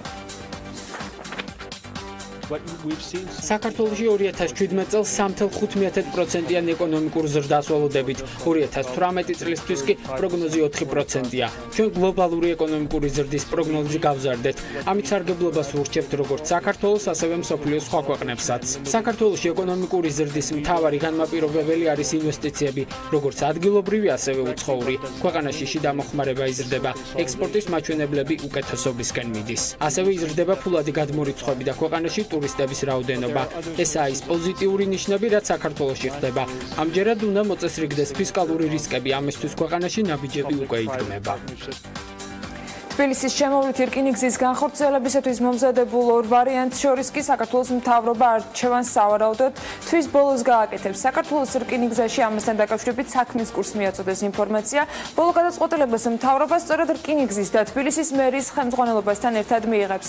საქართველოს რკინიგზის კორპორატიული მართვის დეპარტამენტის უფროსი კი ამბობს, რომ პროექტის განხორციელებისათვის საჭირო ძირითადი წინასწარი სამუშაო დასრულებულია და ამ ეტაპზე ტექნიკური დეტალების დამუშავება მიმდინარეობს. თავდაპირველად არ იყო ჩატარებული ტექნიკურ-ეკონომიკური დასაბუთება პროექტის. რამაც დაგვაყონა რეალობის წინ, რომ პროექტის განხორციელების შემთხვევაში ჩვენ 25% ვზრუნავდით გამტარუნარიანობას რკინიგზის საიმონაკოედზე, ასევე 57% ვაუარესებდით მოლაშენახვისა და ოპერირების მაჩვენებლებს.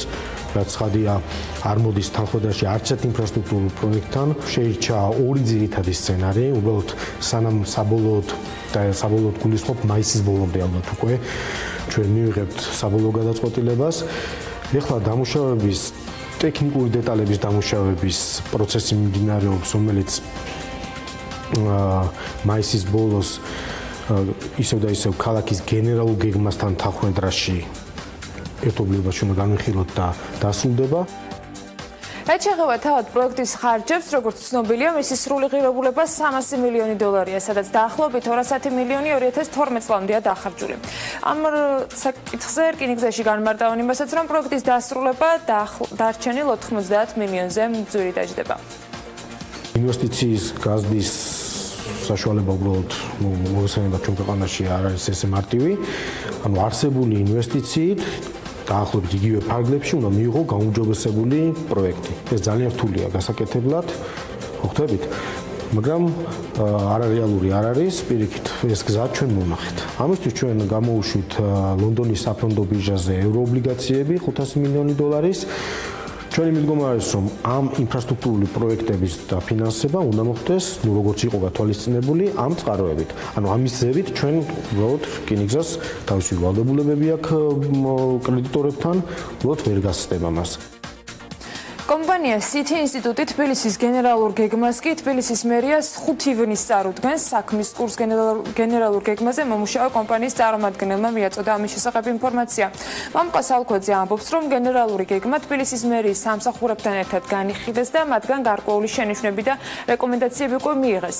დედაქალაქის გენერალური გეგმა City ინსტიტუტს მერიისათვის ჯერ კიდევ 15 მაისს უნდა წარადგინა. მერიაში დოკუმენტის წარდგენის შემდეგ მისი სახალხო განხილვები უნდა გაიმართოს, შემდეგ კი უკვე ის დედაქალაქის საკრებულომ უნდა დაამტკიცოს. ასანთის ქარხანაში კომუნიკაციების შესაყვანად მთავრობამ 50,000 ლარი გამოყო. ემზარ ფასილაიას ქარხნის მშენებლობაზე უარი არ უთქვამს. კომპანია მარსის ხელმძღვანელი საქმის კურსთან ამბობს, რომ ასანთის წარმოებას დაახლოებით 1 წელში დაიწყებს. კითხვაზე მოაგვარა თუ არა ბანკთან პრობლემა, რომლის გამოც ბანკი სესხს არ აძლევდა და შესაბამისად ასანთის წარმოებას ვერ იწყებდა, ის პასუხობს, რომ სესხი დამტკიცებული ისევ არ აქვს. მისი თქმით აპირებს, რომ შეკვეთაზე იმუშაოს და დაბრენდილი ასანთები გამოუშვეს, რომელიც სასტუმროებსა და რესტორნებში განთავსდება.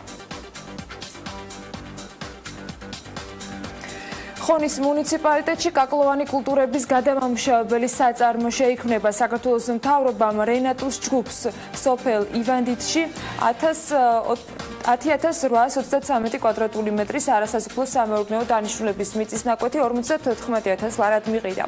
მთავრობის განკარგულების თანახმად კომპანიას ასევე დაევალა მილიონი ლარის ინვესტიციის განხორციელება, ადგილზე არანაკლებ 30 ადამიანი უნდა დასაქმდეს. საპრივატიზებო თანხის გადახდა კი შესაბამისი ხელშეკრულების გაფორმებიდან 1 თვის ვადაში უნდა მოხდეს.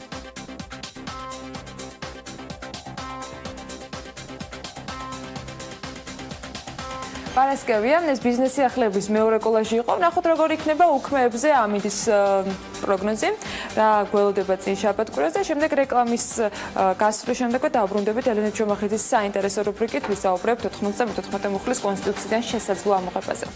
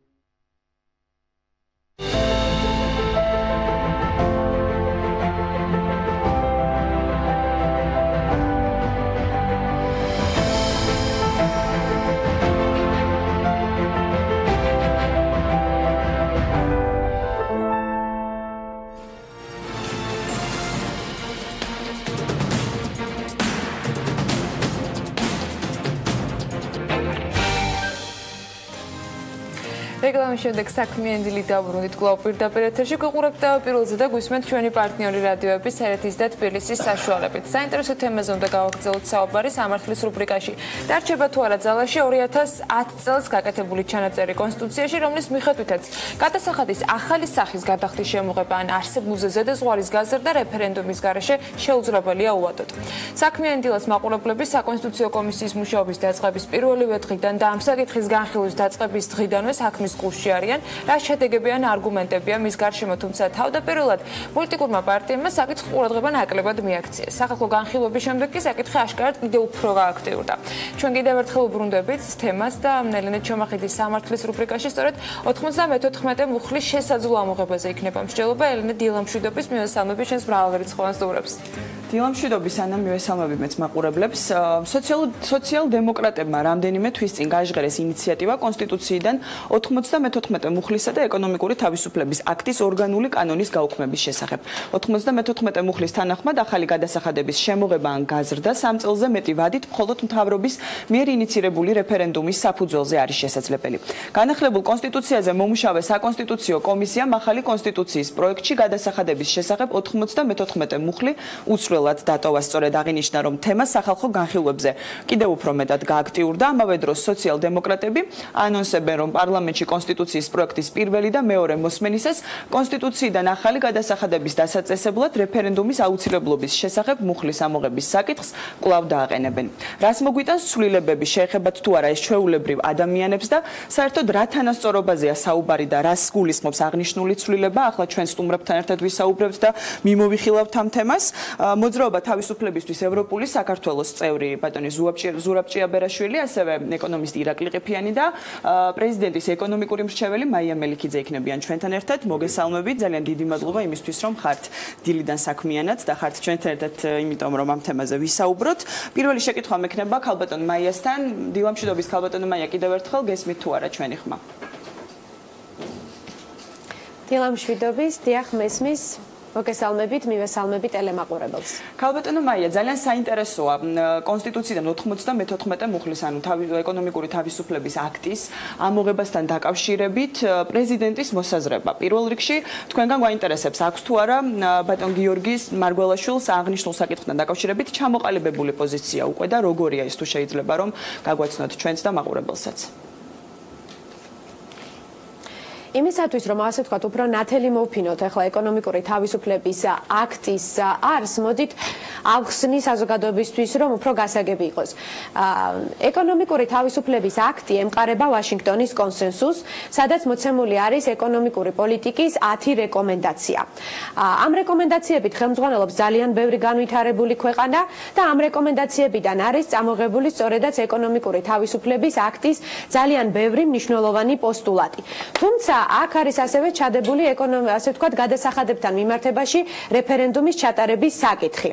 უნდა აღინიშნოს, რომ ვაშინგტონის კონსენსუსში მოცემული არის შემდეგი ჩანაწერი, რომ შესაძლებელი არის ასე ვთქვათ საგადასახადო ბაზის გაფართოება და ნორმალური ან ასე ვთქვათ ზღვრული შეიძლება ითქვას საგადასახადო ტარიფების დაწესება. ეხლა რაც შეეხება ჩვენ შემთხვევას, ცალსახად უნდა აღინიშნოს ის, რომ ეკონომიკური თავისუფლების აქტში მოცემული არის ისეთი მნიშვნელოვანი ფაქტორები, როგორიც გახლავთ, რომ დეფიციტი არ უნდა აღემატებოდეს ვთქვათ 3%-ს. იგივე ვთქვათ საგარეო ვალი მთლიან შიდა პროდუქტთან მიმართებაში 60%-ს არ უნდა აღემატებოდეს. თუმცა რაც შეეხება რეფერენდუმს, მოდით მე ახლა გაგაცნობთ, ანუ და გადასახადებთან მიმართებაში საქართველოს პრეზიდენტის შეხედულებას. ცალსახად უნდა აღინიშნოს ის, რომ თავისთავადი ჭეშმარიტება, ალბათ დამეთანხმებით, ის რომ ქვეყნის მოსახლეობა იხდის გადასახადებს, შემდეგ უკვე ქვეყნის მთავრობა ამ აღებული გადასახადების მენეჯმენტს ანხორციელებს და ამ მენეჯმენტის საშუალებით უკვე ცდილობს წარმატებული ეკონომიკური პოლიტიკის განხორციელებას და ეს ყველაფერი უნდა აისახოს, ასე ვთქვათ, ცალკეულ ადამიანზე. აი ამ ეგრეთ წოდებული შეიძლება ითქვას თავისთავადი ჭეშმარიტების ასახვა დატვირთვა საქართველოს კონსტიტუციაში, საქართველოს პრეზიდენტი მიიჩნევს, რომ ამ კონკრეტულ სიტუაციაში ირელევანტურია.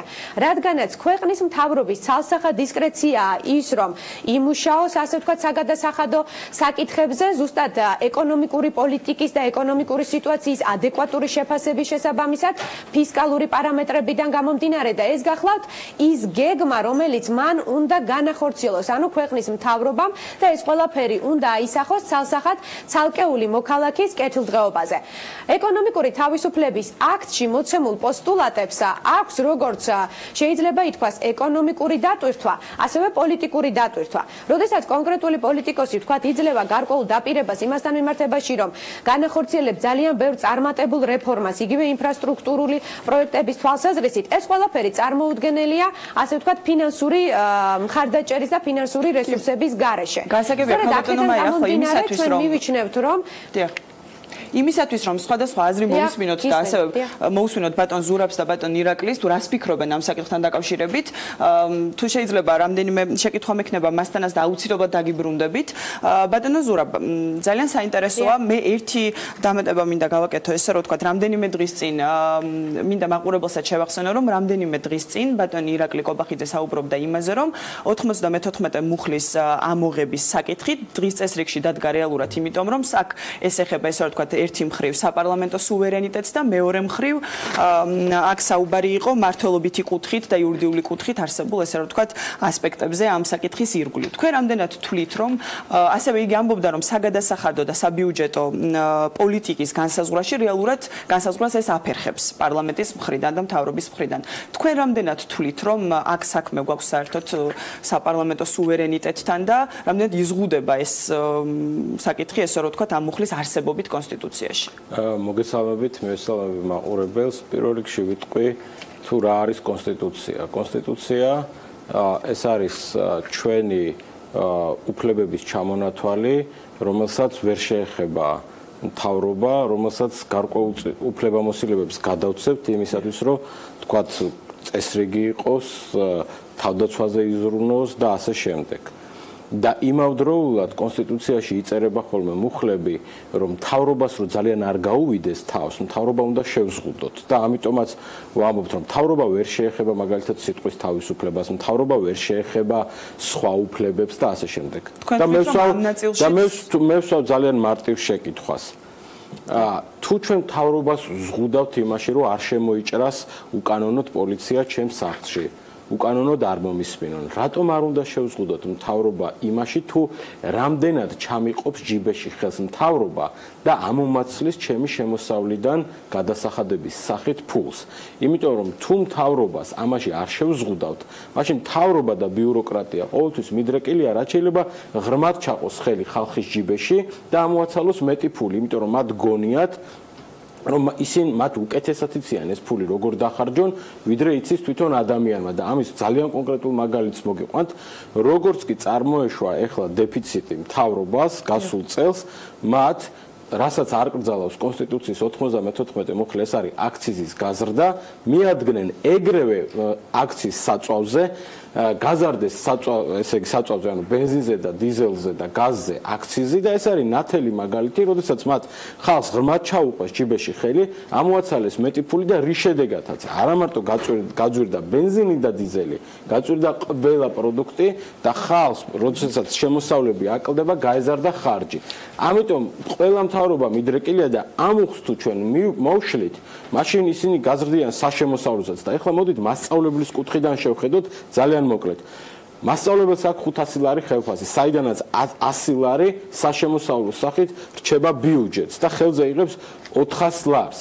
თუ ჩვენ მთავრობას ვეტყვით, რომ არ ვკითხოთ მასწავლებელს, ანუ რეფერენდუმი არჩევთ, არ ვკითხოთ მასწავლებელს და მოგეცეს უფლება საშემოსავლო გაზარდოს, ის როგორც აქციზი გაზარდა გასულ წელს, ისევე გაზრდის ამ საშემოსავლოს და ვკითხოთ მასწავლებელს, რა ურჩევნია მას დარჩეს 400 ლარი თუ დარჩეს 380 ლარი, 350 ლარი და ვიღაცა მთავრობამ გადაწყვიტოს ამ მასწავლებელს რა უნდა სახელმწიფო პროგრამების მიხედვით. გასაგებია ბატონ ზურაბ, ბატონ ირაკლი, როგორ ფიქრობთ, რა იქნება ის შედეგები და რა შედეგები დადგება? ესე რომ ვთქვათ რეალობაში, რეალურად იმ შემთხვევაში თუ მართლაც მოხდება 94 მუხლის კონსტიტუციიდან ამოღება და რა არის ამ მუხლის უპირატესობები, ესე რომ ვთქვათ.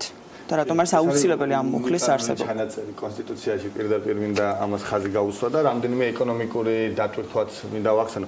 სურამის საუბრა უფრო იმ კუთხით, რომ გარკვეულწილად ეს სახელმწიფოს, ასე ვთქვათ, შეზღუდვის მექანიზმია, რომ მათ არ გაზარდონ გადასახადები ინფორმით, რომ ადამიანებს კიდევ უფრო მეტად დააწვეს ჯიბეზე, მაგრამ მე უფრო მეტი მინდა გითხრათ, ანუ ეს არა თუ სახელმწიფო და ხელისუფლების შეზღუდვის მექანიზმია, ანუ ამ კუთხით კი არ დავინახოთ, ეს არის ეკონომიკის სტიმულირების მექანიზმი. ახლა მოსახლეობას ვკითხოთ პირდაპირ. კონფლიქტურ რეგიონში ხარ. ადამიანთა მუშახელი სამუშაო ძალა არაკონკურენტული გყავს. ბუნებრივი რესურსები ჩვენ არა გვაქვს და რომ მიდიხარ მოლაპარაკებაზე ინვესტორთან ერთადერთი, რასაც შეიძლება თავაზობდე, არის სტაბილურობის განცდის როგორღაც შეტანა ქვეყანაში. ერთ-ერთი არის, რომ ერთ-ერთი ფორმა სტაბილურობის შეტანა ინვესტორთან საუბრისას არის ის, რომ თქვენი ბიზნესი იქნება ქვეყანაში დაცული იმ კუთხით, რომ საგადასახადო, ასე ვთქვათ, წნეხი ექნება წლების განმავლობაში ფიქსირებული და არ გაიზრდება. შესაბამისად, ამ მუხლის ჩაწერა იმ მოცემულობაში, როგორი ქვეყანაც ვარ ჩვენ, არის უმნიშვნელოვანესი. მე ცოტა გამიკვირდა პრეზიდენტის პოზიცია. ერთ დავამატებ, მე როდესაც საუბრობდი ბატონი ირაკლი კობახიძის კომენტარზე ამ საკითხთან დაკავშირებით, რომელიც ერთ-ერთ ტელევიზიას მისცა, მან ასევე ისიც აღნიშნა, რომ ის ითვალისწინებს და რეალურად აღიარებდა თავმჯდომარეს, რომ ინვესტორების თვალსაზრისით მათთვის ეს შეიძლება იყოს დამაფრთხობელი ფაქტორი ერთ-ერთი, თუმცა აქ მან ასევე ახსენა ის პრიორიტეტები, რომლის მიხედვითაც უნდა იხელმძღვანელოს საქართველოს პარლამენტმა და ამ შემთხვევაში პრიორიტეტული მისთვის იყო სწორედ საპარლამენტო სუვერენიტეტი, ანუ მაყურებლისთვის ხადი რომ იყოს, რომ ამ საფრთხებს რეალურად აცნობიერებენ, ესე იგი, თუნდაც ქართულ ოცნებაში, თუმცა ალბათ აქ მაინც პრიორიტეტებზე ქონდათ საუბარი. კობახიძის საუბარს ვერ გებულობ და ვერც ეს შეფასება ვერ გავიგე კობახიძემ, რა თქვა თქვენი მხრიდან, ანუ აქ ძალიან მარტივი ფორმულაა ჩემთვის მოცემული, ის რომ ჩვენ გვჭირდება სწრაფი ეკონომიკური ზრდა, ჩვენ გვჭირდება ბიზნესს უთხრათ, რომ მათი ბიზნესი არის ქვეყანაში სტაბილური და დაცული. ერთ-ერთი ფორმა ამის არის ის, რომ საგადასახადო პოლიტიკა ქვეყანაში იყოს მდგრადი. ხა ვიღაცა ამბობს, რომ ქვეყნის ფისკალური პოლიტიკის საწარმოებლად ხელისუფლებას უნდა ქონდეს გარკვეული ბერკეტები ხელში დარჩენილი.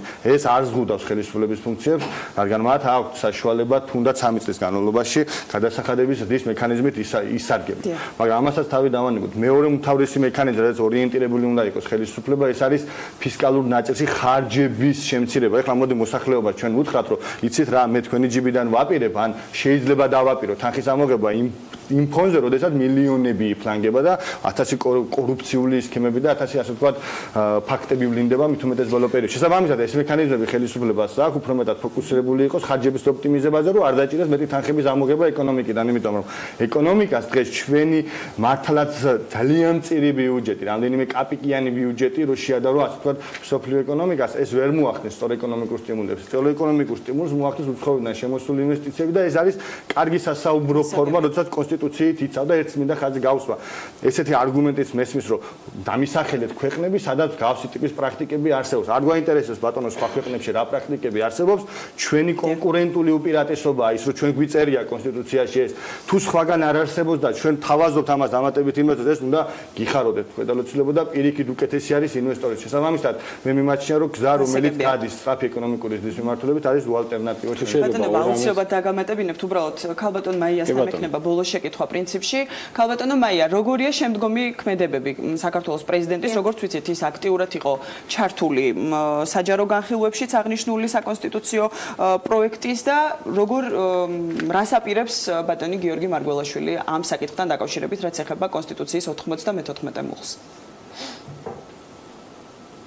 ბატონი გიორგი მარგველაშვილის შეხედულება ცალსახაა ის, რომ ეს არის თავისთავადი შეიძლება ითქვას ჭეშმარიტება და ამას აქვს პოლიტიკური და ამასთანავე ეკონომიკური კონტექსტიც. თქვენ ასე ვთქვათ ბატონმა ზურაბმაც აღნიშნა და ასე ვთქვათ იყო საუბარი თქვენი სტუმრების მხრიდან იმასთან მიმართებაში, რომ რეფერენდუმი გარკვეულწილად გახლავთ შემაკავებელი ფაქტორი მთავრობის ასე ვთქვათ ქმედებებისა, თუმცა ძალიან მნიშვნელოვანია ამ დროს აღინიშნოს ის საკითხი, რომ ვთქვათ აი იგივე საშემოსავლო გადასახადი, რომელიც გახლავთ 20%, ხო? რატომ არ შეიძლება იყოს, თქვა, თუნდაც უფრო ნაკლები და რატომ არ შეიძლება, თქვა, ეს ყველაფერი, ან თუნდაც უფრო მეტი და რატომ არ შეიძლება, რომ ეს ყველაფერი განსაზღვროს, თქვა, ქვეყნის მთავრობამ და მოახდინოს დისკრეცია. ძალიან რთულია ეკონომიკური პოლიტიკის წარმოება ზუსტად აი ამ ვითარებაში, როდესაც ხელფეხი პრინციპში შეკრული აქვს. რაც შეეხება რეფერენდუმს, აი როგორც იყო საუბარის, რომ ეს არის შემაკავებელი ფაქტორი.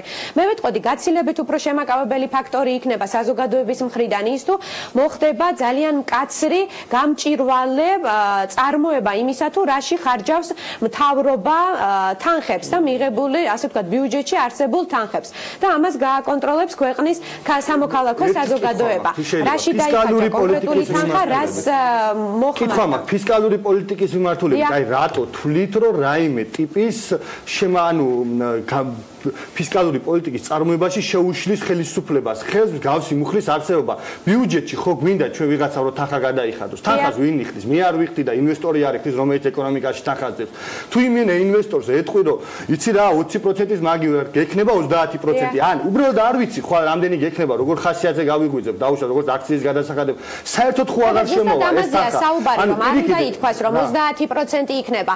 აქ უნდა ითქვას ზუსტად ის რომ კონკრეტული პარამეტრები უნდა იყოს ძალიან გამჭირვალე თუ რატომ ღებულობს ქვეყნის ხელისუფლება აი ამ გადაწყვეტილებას და უნდა საუბარი ხომ არა საბატონოა კომუნიკაცია ზუსტად ეს არის დემოკრატიის პრინციპი კონსტიტუციაში პარამეტრებზე საუბარი არ არის პრინციპზეა საუბარი 30% ცალსახად არ უნდა იყოს ახლა კონკრეტულ პროცენტებთან მიმართებაში ნამდვილად არ შევალ დისკუსიაში იმიტომ რომ ამას ჭირდება ანალიზი და კონკრეტული გათვლები იგივე თქვათ დეფიციტი რომ არის 3% და რატომ არ უნდა იყოს 1% ან თუნდაც 5% ან იგივე თქვათ ვალი რომელიც საგარეო ვალია თქვათ მთლიან შიდა პროდუქტთან შეფარდებაში მაქსიმუმი რატომ უნდა იყოს 60% და არა ვთქვათ 30%. ეს ყველაფერი არის ამოსავალი წერტილი იმ ეკონომიკური და ფინანსური პარამეტრებიდან, რომელიც ქვეყანას გააჩნია. თქვენ ახსენეთ ამასთანავე სხვა ქვეყნის მაგალითი რატომ უნდა გადმოვიტანოთო ჩვენ ქვეყანაში. გეთანხმებით, არ უნდა გადმოვიტანოთ. ზუსტად ჩვენი ქვეყნის რეალობიდან უნდა ამოვიდეთ და აქედან გამომდინარე უნდა მივიღოთ გადაწყვეტილებები, რამდენი პროცენტი უნდა იყოს რა. თქვენ ამასთანავე ახსენეთ აქციზის გადასახადი ზრდა. ეს ხომ ირიბი მეთოდია იმისა, რომ ბიუჯეტი შეივსოს, ხო? თქვენ ხო დამეთანხმებით ამაში. ანუ ქვეყნის მთავრობამ და ხელისუფლებამ მაინც მოძებნა ის პატარა ბუფერი, რის საშუალებითაც მან გაზარდა, ასე ვთქვათ, აქციზის გადასახადი გარკვეულ პროდუქტებზე. ჩვენ საბოლოო ჯამში მივიღეთ ინფლაცია 6.1%, რაც თარგეტირებული მოგეხსენებათ 4%. ანუ გაცილებით უკვე გადააჭარბა, ხო, ამ მაჩვენებელს. ანუ ზუსტად აქედან გამომდინარე, ჩვენ არ გვინდა რომ ინვესტორს თუნდაც ჰქონდეს იმისი განცდა, რომ გარკვეულწილად კანონმდებლობა აძლევს ქვეყნის მთავრობას იმის შესაძლებლობას, რომ ირიბის საშუალებებით გაზარდოს ის გადასახადები, რომლის შემაკავებელი მეთოდიც არ არის, ვთქვათ, კანონმდებლობაში გაწერილი. ესე შეუზღუდოთ ამას ამბობ თქვენ, ანუ ჩავწეროთ კონსტიტუციაში მე ბედნიერი ვიქნები სხვა ტიპის გადასახადების რაც შეუზღუდოთ. ანუ ამას ამბობს პრეზიდენტი. თუ პრეზიდენტი ამბობს, რომ 94 მუხლი არარელევანტული არის ჩვენაირი დაქცეული ქვეყნისთვის, რომ ინვესტორს უთხრას, რომ ჩვენთან არის სტაბილური განვითარება. ანუ რას ამბობს პრეზიდენტი? აი თანხმება ამოღებას, ხო, ესაა თქვენი პოზიცია. ქვეყნის პრეზიდენტი ამბობს იმას, რომ თავისთავადი ჭეშმარიტებაა ის, რომ ქვეყნის მოსახლეობა, მოდით ლოგიკას მივყვეთ, ხო, იხდის გადასახადებს. ეს გადასახადები შექმნის ქვეყნის ბიუჯეტში. ამ ბიუჯეტით ცალსახად უნდა მოხდეს ეკონომიკური პროგრესი და ეკონომიკურ ზრდას უნდა მოხმარდეს ეს თანხა და ცალკეული, იგივე ბატონმა ზურაბმა ახსენა, მასწავლებლები. ცალკეული ადამიანის კეთილდღეობაზე უნდა იყოს ეს ყველაფერი ასახული. როდესაც არ არის კონკრეტულად გაწერილი და დისკრეცია ამისი ვის გააჩნია? ქვეყნის მთავრობას, ხო? ქვეყნის ხელისუფლებას გააჩნია ამის დისკრეცია. ეს არის მათი სამოქმედო გეგმა, თუ როგორ პარამეტრებს შესთავაზებს საზოგადოებას და როგორ ეტყვის, რომ აი ეკონომიკურად, ფისკალურად აი ეს ისინია პრობლემებია და ამის დასაძლევად გვაქვს ეს გადაწყვეტილებები. გასაგებია ძალიან დიდი მადლობა ქალბატონო მაია იმისათვის, რომ გაგვაცანით საქართველოს პრეზიდენტის პოზიცია აღნიშნულ საკითხთან დაკავშირებით. ჩვენ კიდევ ერთხელ აღვნიშნავ, რომ სამწუხაროდ არ გვაქვს დიდი დრო დარჩენილი, ამიტომ მინდა რომ მოვასწრო ბატონო ზურა, ამდენად თვლით, რომ რეფერენდუმის გზით გადასახადების გაზრდა, როგორც ქალბატონმა მაიამ აღნიშნა, არის ამ გადასახადების გაზრდის ირიბი მეთოდი და რამდენად თვლით, რომ აღნიშნული მეთოდი თუნდაც უნდა იყოს შეცვლილი. აქ ასევე საუბრობდა იმაზე, რომ ცალკეულ ადამიანებზე უნდა იყოს მორგებული და რამდენად თვლით, რომ სწორედ იქიდან გამომდინარე, რომ ძალიან კარგად აცნობიერებს ნებისმიერი მასწავლებელიც, ექიმიც, ექთანიც თუ მეშახტეც იმას, რომ საშემოსავლო გადასახადის გაზრდა ეს პირდაპირ მისი ჯიბიდან ფულის ამოღება მთავრობის მხრიდან, ამიტომ არ აქვს არც ერთ მთავრობას იმის ყველა მთავრობაში შობს, რომ რეფერენდუმზე თუ ამ საკითხს დააყენებენ, ხალხი უარს იტყვის გადასახადების გაზრდაზე და ეს არის სწორედ დაცვის მექანიზმი. ორ ამას ვიტყვი სულ, ორ მაგალითს ჩვენი საკუთარი ისტორიიდან. შევარდნადის პერიოდში მაღალი იყო გადასახადები, ჰქონდა სოციალური ანარიცხი და საპენსიო ფონდი და პენსია იყო 14 ლარი. გაუქმდა საპენსიო ფონდი, აღარ ვიხდიდით სოციალურ ანარიცხს და პენსია გაიზარდა 10 ჯერ. ეს არის კლასიკური მაგალითი, როდესაც დაბალი გადასახადების პირობებში, როდესაც აღარ ვიხდიდით სოციალურ ანარიცხს, პენსია უფრო მეტად გაიზარდა. ამაზე პასუხს ვერ გვცემენ სოციალისტები, რომლებიც 94 მუხლის ამოღებას ითხოვენ. მეორე მაგალითი უკვე ქართული ოცნების. ქართული ოცნება მოვიდა პოპულისტური ლოზუნგით, რომ დენი გახდება 5 თეთრი და გაზი გახდება 25 თეთრი. როგორ და აი იმ ინვესტორებს, გაზის გამანაწილებელს თუ ელექტროენერგიის გამანაწილებელს თუ მწარმოებელს ჯიბიდან ამოვასწრეთ მეტ ფულს, უფრო მეტად დავბეგრავთ და ხალხო თქვენ მოგცემთ.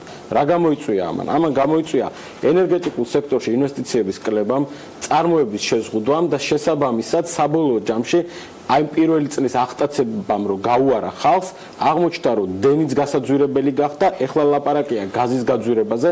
ანუ ეს ქმედება, როდესაც მთავრობა მიდის გადასახადების გაზრდის გზით, ამას 6 თვით და 1 წლით აქ მოკლე ეფექტი რომ დედა რა კარგია, ვითომ ბიუჯეტში მეტი ფულის მობილიზება მოახდინა, სინამდვილეში კლავთ ამით ბიზნეს, ბიუჯეტში შემოდის ნაკლები ფული, ვეღარც პენსია იზრდება მერე, გაზით ზვირდება, დენით ზვირდება და ამიტომ ეს ამას ხალხი ძალიან კარგად ცნობიერებს და ამიტომ არის რომ აუცილებელია რომ კონსტიტუციით იყოს შეზღუდული მთავრობის უფლება არ გაგვიზარდოს გადასახადები. გასაგებია ბატონო ირაკლი, რა შეიძლება იყოს აი მოტივი, რის გამოც თქვათ აქ გვაქვს საუბარი სწორედ ეკონომიკურ მოტივზე, პოლიტიკურზე თუ რასთან გვაქვს საქმე, რამდენიმე წუთი გვაქვს დარჩენილი თუ ძალიან მოკლედ რო ვთქვათ, საქართველოში არის პოლიტიკური უკულტურობა, თუნდაც რო აიღო ქართული ოცნება როგორ არის, არიან სოციალისტებიც, არიან მემარჯვენეებიც და ერთი იდეოლოგიის, ერთი ხაზის მიმართულებით ეს გუნდი არ არის ფორმირებული. ან ეს არის მთავარი პრობლემა ამ თემებზე საუბარი.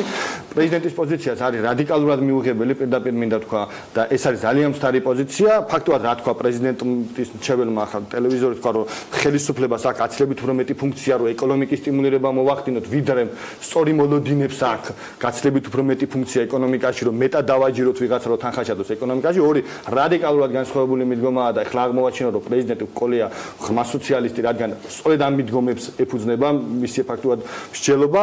ყველა ინდიკატორი რაც იყო ჩამოთვლილი ვალთან მიმართებაში, ტკიანის პროდუქტთან მიმართებაში, დეფიციტურ ხარჯვალებთან მიმართებაში, ეს არის დაგეგმადი პარამეტრები და იმოცემულობაში რომ ეკონომიკა გეზდება სწრაფად, შესაბამისად ამ პარამეტრების კორექტირება ხდება. ჩემი არის გავსი ტიპის ჩანაწერის ამოღება კონსტიტუციიდან, ეს იქნება დამატებით ნეგატიური სიგნალის შეტანა ინვესტორისთვის, რომ ჩვენი ქვეყანა წარმოიდგინოს როგორც სტაბილური საგადასახადო პოლიტიკის მქონე ქვეყანა. თან იმ ხელისუფლების პირობებში, როდესაც რა ტიპის გადასახადების არსებობდა უკვე აქციზის და სხვა ტიპის გადასახადები, ყველა გადასახადი ერთი ხელისმოსვლით გაზარდა. ამ ხელისუფლების პირობებში რისკი ძალიან დიდია რომ გაიზარდოს სხვა ტიპის გადასახადები. მიუხედავად იმისა, რომ ამბობენ რომ არ გავზრდით, მაგრამ გაზარდეს ერთხელ და რატო არ გაზარდა. გასაგებია ბატონო, ძალიან დიდი მადლობა ძალიან საინტერესო დისკუსიისთვის. მადლობა მინდა ვუთხრა ასევე პრეზიდენტის ეკონომიკურ მრჩეველს, ქალბატონ მაია მელიქიძეს იმისთვის, რომ იყო ჩვენთან ერთად და ბატონი გიორგი მარგველაშვილის პოზიცია გააცნო მაყურებელს.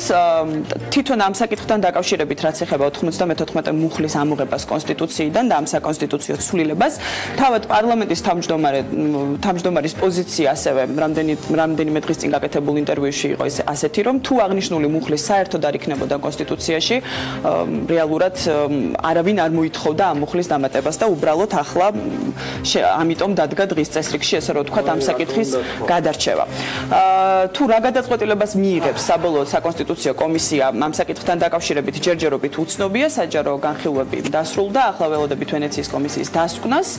შედეგებზე რასაკვირველია აუცილებლად ვისაუბრებ შემდგომ გამოშვებებში. და ველოდებით როგორ წარიმართება ეს პროცესები. მადლობა ელენეს, მადლობა მის სტუმრებს სტუდიაში თუ ჩართვაზე. მინდა მიულოცო საქართველოს მოსახლეობას, რომ არის და აღსრულდა ოცნება, რომ როგორც იქნა დაემთხვა ერთმანეთს ქართული ოცნების პოლიტიკური გუნდის და საქართველოს პრეზიდენტის პოზიციები. და ეს ფაქტია, რომ 95 მუხლთან დაკავშირებით წარმოჩინდა. იმედი მაქვს, რომ უფრო მეტ არგუმენტებს გაამზადებენ, ვიდრე გააცამტვერებენ ლამის ერთადერთ კონკურენტულ უპირატესობას, რომელიც გაგვაჩნია ჩვენ. ამ თემაზე დებატებს აუცილებლად განვაგრძობთ, სხვათა შორის დამავიწყდა მეთქვა, რომ ეს შეთანხმება ამ შეთანხმებას თუ რა შესათანხმებელი ეს იყო, მაგრამ შემდეგ კვირაში ჩვენ ბექანაცვლიშვილს და კიდევ რამდენიმე პარლამენტარს აუცილებლად უმასპინძლებთ ამ სტუდიაში, რომ საბოლოოდ გავარკვიოთ მათი პოზიცია. და ამ ქარშია სხვათა შორის საერთაშორისო სავალუტო ფონდის წარმომადგენელი საქართველოში, ფრანსუა პეშო, რომელიც დაახლოებით იგივე შინაარს და ნარატივს გადმოსცემდა, რაზეც დღეს საუბრობდა ქალბატონი მაია მელიქიძე, საქართველოს პრეზიდენტის ეკონომიკური მრჩეველი. მოკლედ 95 მუხლი ჩვენთვის კიდევ ერთი მთავარი თემა იქნება შემდეგ კვირაში. მანამდე კი მოდი კიდევ ერთ ჩვენთვის მნიშვნელოვან თემაზე გავიდეთ. მსოფლიოში ერთ-ერთი ყველაზე უმსხვილესი იურიდიული კომპანია დენტონსი ამიერიდან უკვე საქართველოშიც ოპერირებს. პროფესიონალი იურისტებისა და 25 წლიანი საერთაშორისო გამოცდილების შედეგად ქართულ ისევე უცხოელ კლიენტებსაც კვალიფიციური სამართლებრივი მომსახურების მიღება შეეძლებათ. რამ განაპირობა დენტონსის საქართველოს ბაზრის დაინტერესება და როგორია მათი საომავლო გეგმები, ამაზე თავად კომპანიის წარმომადგენლები ისაუბრებენ. Thank you gentlemen for your time. ბატონებო, მადლობა პირველ რიგში თქვენი დროისთვის. თქვენთან ისეთ მნიშვნელოვან საკითხზე მინდა საუბარი, როგორიც არის საერთაშორისო იურიდიული კომპანია დენტონსის საქართველოს ბაზარზე შემოსვლა და პრეზენტაცია, რომელიც რამდენიმე დღის წინ გაიმართა. ბატონო ტომაში, როდის დაიწყეთ იმაზე ფიქრი, რომ გაგეფართოვებინათ თქვენი პოზიციონირების არეალი და საქართველოში გაგეხსნათ ოფისი? და რა იყო იმის მიზეზი, რომ არჩევანი კონკრეტულად ბატონი ოთარის გუნდზე გააკეთეთ? Think about opening the additional office. დენტონსი ცენტრალური და აღმოსავლეთ ევროპისა და DST-ს რეგიონის პიონერი გახლავთ. უკანასკნელი 25 წლის განმავლობაში ჩვენ საკმაოდ მრავალფეროვანი და მნიშვნელოვანი შესაძლებლობები შევქმნით რეგიონის 11 ქვეყანაში. შესაბამისად, ის რეპუტაცია, რაც ამ ბაზარზე მოვიპოვეთ, ნამდვილად წარმოადგენს სიამაყის საბაბს ჩვენთვის. თუმცა გასულ წელს, როდესაც დავხედეთ რუკას და ჩვენი პოზიციონირების არეალს დავაკვირდით, მივხვდით, რომ აკლდა ერთი ქვეყანა, კონკრეტულად კი საქართველო, რომელიც ძალიან მნიშვნელოვანი და საინტერესო ბაზარია ჩვენი გეოგრაფიული დაფარვის ზონაში. დენტონსის სტრატეგია, რომლითაც ჩვენ ცენტრალური და აღმოსავლეთ ევროპისა და DST-ს რეგიონის ქვეყნების ბაზარზე შევდივართ, ყოველთვის მარტივია. ვიყოთ პირველები ან რიგით მაქსიმუმ მეორე იურიდიული კომპანია ამ რეგიონის თითოეულ ქვეყანაში. საქართველოს გუნდთან გაერთიანების შემთხვევაში ცხადია, ჩვენ ვიცოდით, რომ ისეთი პროფესიონალების პირობებში, როგორიც ოთარი და მისი გუნდია, ამ უმარტივესი სტრატეგიის განხორციელება არ გაგვიჭირდებოდა. განსაკუთრებით რა შესაძლებლობებმა მოგხიბლათ საქართველოში? როგორც უკვე ვთქვი, ცენტრალური და აღმოსავლეთ ევროპისა და DST-ს რეგიონი ჩვენთვის ძალიან საინტერესო და მნიშვნელოვანი ლოკაციაა. რაც შეეხება საქართველოს, ჩვენ აქ როგორც სახლში, ისევ გრძნობთ თავს. დენტონსი მსოფლიო ასპარეზზე 25 წლის წინ გამოჩნდა და ამჟამად ზემოთ ხსენებულ რეგიონში 12 ქვეყანას მოვიცავთ. ჩვენი კომპანია საკმაოდ წარმატებით პოზიციონირებს თურქეთში, აზერბაიჯანში, ყაზახეთში, უკრაინაში და კიდევ სხვა ქვეყნებში. სხვათა შორის ახლა ეყრება საფუძველი კიდევ ერთ საკმაოდ საინტერესო თანამშრომლობას ირანის სახელმწიფოსთან. სიტყვა რომ აღარ გამიგრძელდეს, პროფესიონალი გუნდი ოთარის ხელმძღვანელობი და შესაძლებლობების ფართო სპექტრი, რომელსაც საქართველოს ბაზარი იძლევა, იყო განმაპირობებელი იმისა, რომ დენტონსი ახლა უკვე საქართველოშიცაა წარმოდგენილი. უშუალოდ იმ გუნდზე, რომლითაც საქართველოს ოფისი იქნება დაკომპლექტებული, ოდნავ მოგვიანებით ვისაუბრებთ. ახლა მინდა რომ ბატონ ოთარსაც ვკითხო თანამშრომლობის შესახებ. თქვენ უხელმძღვანელებთ დენტონსის საქართველოს ოფისს. პირველ რიგში ძალიან საინტერესოა ის უპირატესობები, რაც ამ კომპანიას აქვს ბატონმა ტომაშმა ახლა უკვე ჩამოაყალიბა საკმაოდ კარგად, მაგრამ თქვენში ესე რომ ვთქვათ, რამ გამოიწვია ის დაინტერესება და რატომ არის საინტერესო ისეთ საერთაშორისო დაღიარებულ კომპანიასთან თანამშრომლობა, როგორიც გახლავთ დენტონსი და დენტონსმა ჩვენი ყურადღება პირველ რიგში მიიქცია იმ ძლიერი, ასე ვთქვათ, წარმომადგენლობით რეგიონში, სადაც ჩვენ ვიმყოფებით. ფაქტობრივად არც ერთი საერთაშორისო იურიდიული ფირმას არ აქვს იმდენი ოფისი საქართველოს, ასე ვთქვათ, მიმდებარე ქვეყნებში, რაც გააჩნია დენტონს. მინდა ხაზი გაუსვა იმ საკითხს, რომ როგორც ბატონმა ტომაშმაც აღნიშნა, ანუ ჩვენი გუნდი ახალი არ არის ამ ბაზარზე. ჩვენ ძალიან დიდი ხანია ამ ბაზარზე მოღვაწევთ, ვართ ერთ-ერთი ლიდერი, ასე ვთქვათ, იურიდიული ბაზრის და ჩვენი კლიენტებისთვის არსებითად და თვისობრივი ცვლილება არ იქნება ჩვენი მომსახურების ხარისხში და ასე ვთქვათ, ამ მომსახურების ფასში, რომელიც არის ძალიან და აბსოლუტურად კონკურენტული ადგილობრივ ბაზარზე მოქმედი ფასების, რაც შეიცვლება პოზიტიურად, არის ის, რომ ჩვენ ვიქნებით ნაწილი მსოფლიოში ყველაზე დიდი იურიდიული ფირმის, რომელსაც გააჩნია 8000-ზე მეტი იურისტი და 60-ზე მეტ ქვეყანაში გააჩნია ოფისები, რაც მისცემს ჩვენს კლიენტებს საშუალებას, რომ მიიღონ უმაღლესი ხარისხის სერვისი სხვადასხვა ქვეყანაში, სადაც შეიძლება მათ დაჭირდეთ იურიდიული მომსახურება. ბატონო დაბროვსკი, დენტონსი ერთ-ერთი პირველი საერთაშორისო იურიდიული ფირმა იყო ჩვენს რეგიონში. და ამ დროისათვის ამ კომპანიას ძალიან მნიშვნელოვანი სამართალწარმოებებისა და გარიგებების ისტორია და გამოცდილება აქვს უკვე დაგროვილი რეგიონის სხვადასხვა ქვეყნების ბაზრებზე. როგორ აპირებთ, რომ საქართველოს მეშვეობით გააფართოვოთ დენტონსის პოზიციონირების არეალი და რა არის ამ კომპანიის კონკურენტული უპირატესობა? ჩვენ ძალიან ამაყები ვართ იმ შესაძლებლობებით, რაც ამ რეგიონში შევქმენით. დენტონსი არის არამხოლოდ ერთ-ერთი პირველი საერთაშორისო იურიდიული ფირმა რეგიონში, არამედ ამ კომპანიის გუნდი უშუალოდ იღებდა მონაწილეობას ამ განვითარებად ბაზრებზე უმნიშვნელოვანეს ტრანზაქციებსა თუ სასამართლო პროცესებში. ამჟამად ჩვენ ძალიან აქტიურად მუშაობთ იმაზე, რომ ადგილობრივი გუნდის ინტეგრირება გლობალურ წარმომადგენლებთან ინტენსიურად მიმდინარეობდეს და მაქსიმალური შედეგი გქონდეს უახლოეს მომავალში. კიდევ ერთი უმნიშვნელოვანესი ასპექტი ჩვენი ამჟამინდელი საქმიანობის გახლავთ საერთაშორისო კლიენტების საქართველოს ოფისთან დაკავშირება და ამ კავშირების გამყარება, ისევე როგორც პირიქით, ქართული მხარისთვის თუნდაც საერთაშორისო ბიზნეს დავების თვალსაზრისით გამოცდილების გაზიარება. თქვენს კომპანიას სხვადასხვა ქვეყნებში მუშაობის დიდი გამოცდილება აქვს. ამიტომ საინტერესოა, რას ფიქრობთ საქართველოს საკანონმდებლო და ბიზნეს გარემოზე. რამდენად ხელსაყრელია ის ისეთი მსხვილი კომპანიის საქმიანობისთვის, როგორც დენტონსია? მიუხედავად იმისა, რომ ექსპერტი ამ საკითხში რასაკვირველია არ ვარ, ჩვენ მიერ ჩატარებულმა კვლევებმა და კოლეგებთან ინტენსიურმა საუბრებმა ცხადყო, რომ საქართველოს ძალიან ღია და ლიბერალური ქვეყანაა ბიზნესის დაწყების თვალსაზრისით და შესაბამისად საკანონმდებლო გარემოც ხელსაყრელია. აქ როგორც ადგილობრივი, ისე საერთაშორისო კლიენტებისთვის ეფექტიანი მომსახურების გაწევისთვის იდეალური ბაზაა შექმნილი. ძალიან საინტერესოა, როგორ გამოიყურება იმ მომსახურებათა სპექტრი, რომლის შეთავაზებასაც თქვენ, როგორც ქართველი, ასევე უცხოელი კლიენტებისათვის აპირებთ და რას უზრუნველყოფთ, ესე რომ ვთქვათ, მათთვის. ჩვენი იურიდიული ფირმა პრაქტიკულად თავაზობს, არის ასე ვთქვათ, ბიზნეს იურიდიული ფირმა, რომელიც მომსახურებას უწევს კლიენტებს, როგორც საკონსულტაციო მომსახურებას, ასევე სასამართლო და საარბიტრაჟო დავებში წარმომადგენლობას, კონკურენციის სამართალში, ინტელექტუალური საკუთრების სამართალში, შრომითი სამართალში. პრინციპში ეს არის სრული სპექტრი მომსახურებების და დენტონთან შეერთებით მხოლოდ კიდევ უფრო მაღალი ხარისხის მომსახურებას შევთავაზებთ ჩვენს კლიენტებს ამ სხვადასხვა მიმართულებით.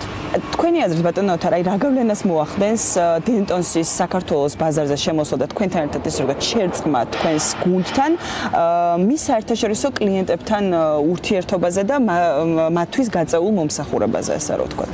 ჩემი აზრით ეს მხოლოდ პოზიტიურად აისახება კლიენტებზე, იმიტომ რომ როგორც მოგეხსენებათ, მრავალი საერთაშორისო კომპანია, რომელიც რეგიონში მოღვაწეობს, ის წარმოადგენს, ასე ვთქვათ, გააჩნიათ წარმომადგენლობები და აწარმოებენ ბიზნესს სხვადასხვა ქვეყნებში და მათთვის უფრო ხელსაყრელი იქნება, თუ კი ისინი მომსახურებას მიიღებენ ერთი და იგივე იურიდიული კომპანიისაგან ამ სხვადასხვა ბაზრებზე. ბატონო ტომაშ, ჩემი ბოლო შეკითხვა შედეგებს შეეხება, რომელსაც უახლოეს მომავალში ელოდებით საქართველოში, იმ გუნდთან თანამშრომლობის ფარგლებში, რომელსაც სულ რამდენიმე დღის წინ ჩაეყარა საფუძველი.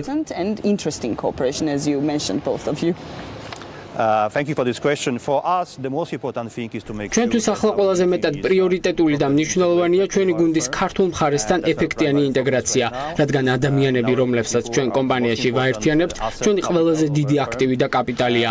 განსაკუთრებით მოხარული ვარ იმით, რომ დენტონსი გუნდის დამწყებ წევრებს განვითარების შესაძლებლობების ძალიან დიდ საშუალებას აძლევს ჩვენთან არსებული სხვადასხვა პროექტების მეშვეობით. ჩვენი მიზანია, რომ საქართველოს ბაზარზე პოზიციონერებიდან დაახლოებით 100 დღის შემდეგ სახეზე იყოს ძალიან მჭიდრო კავშირები ჩვენ საერთაშორისო და ადგილობრივ წარმომადგენლობებს შორის და ამავდროულად მაქსიმალურად უზრუნველყოფილი იყოს ჩვენი კლიენტებისთვის საუკეთესო დონის იურიდიული მომსახურება როგორც ლოკალურად, ისე გლობალური მასშტაბით. იმედს დავიტოვებ, რომ 1 წლის შემდეგ ჩვენ ვიქნებით საქმის კურსში ამ შედეგების შესახებ. ახლა კი დიდი მადლობა თქვენი დროისთვის და საინტერესო ინტერვიუსთვის. ძალიან დიდი მადლობა ბატონო ნოთარ.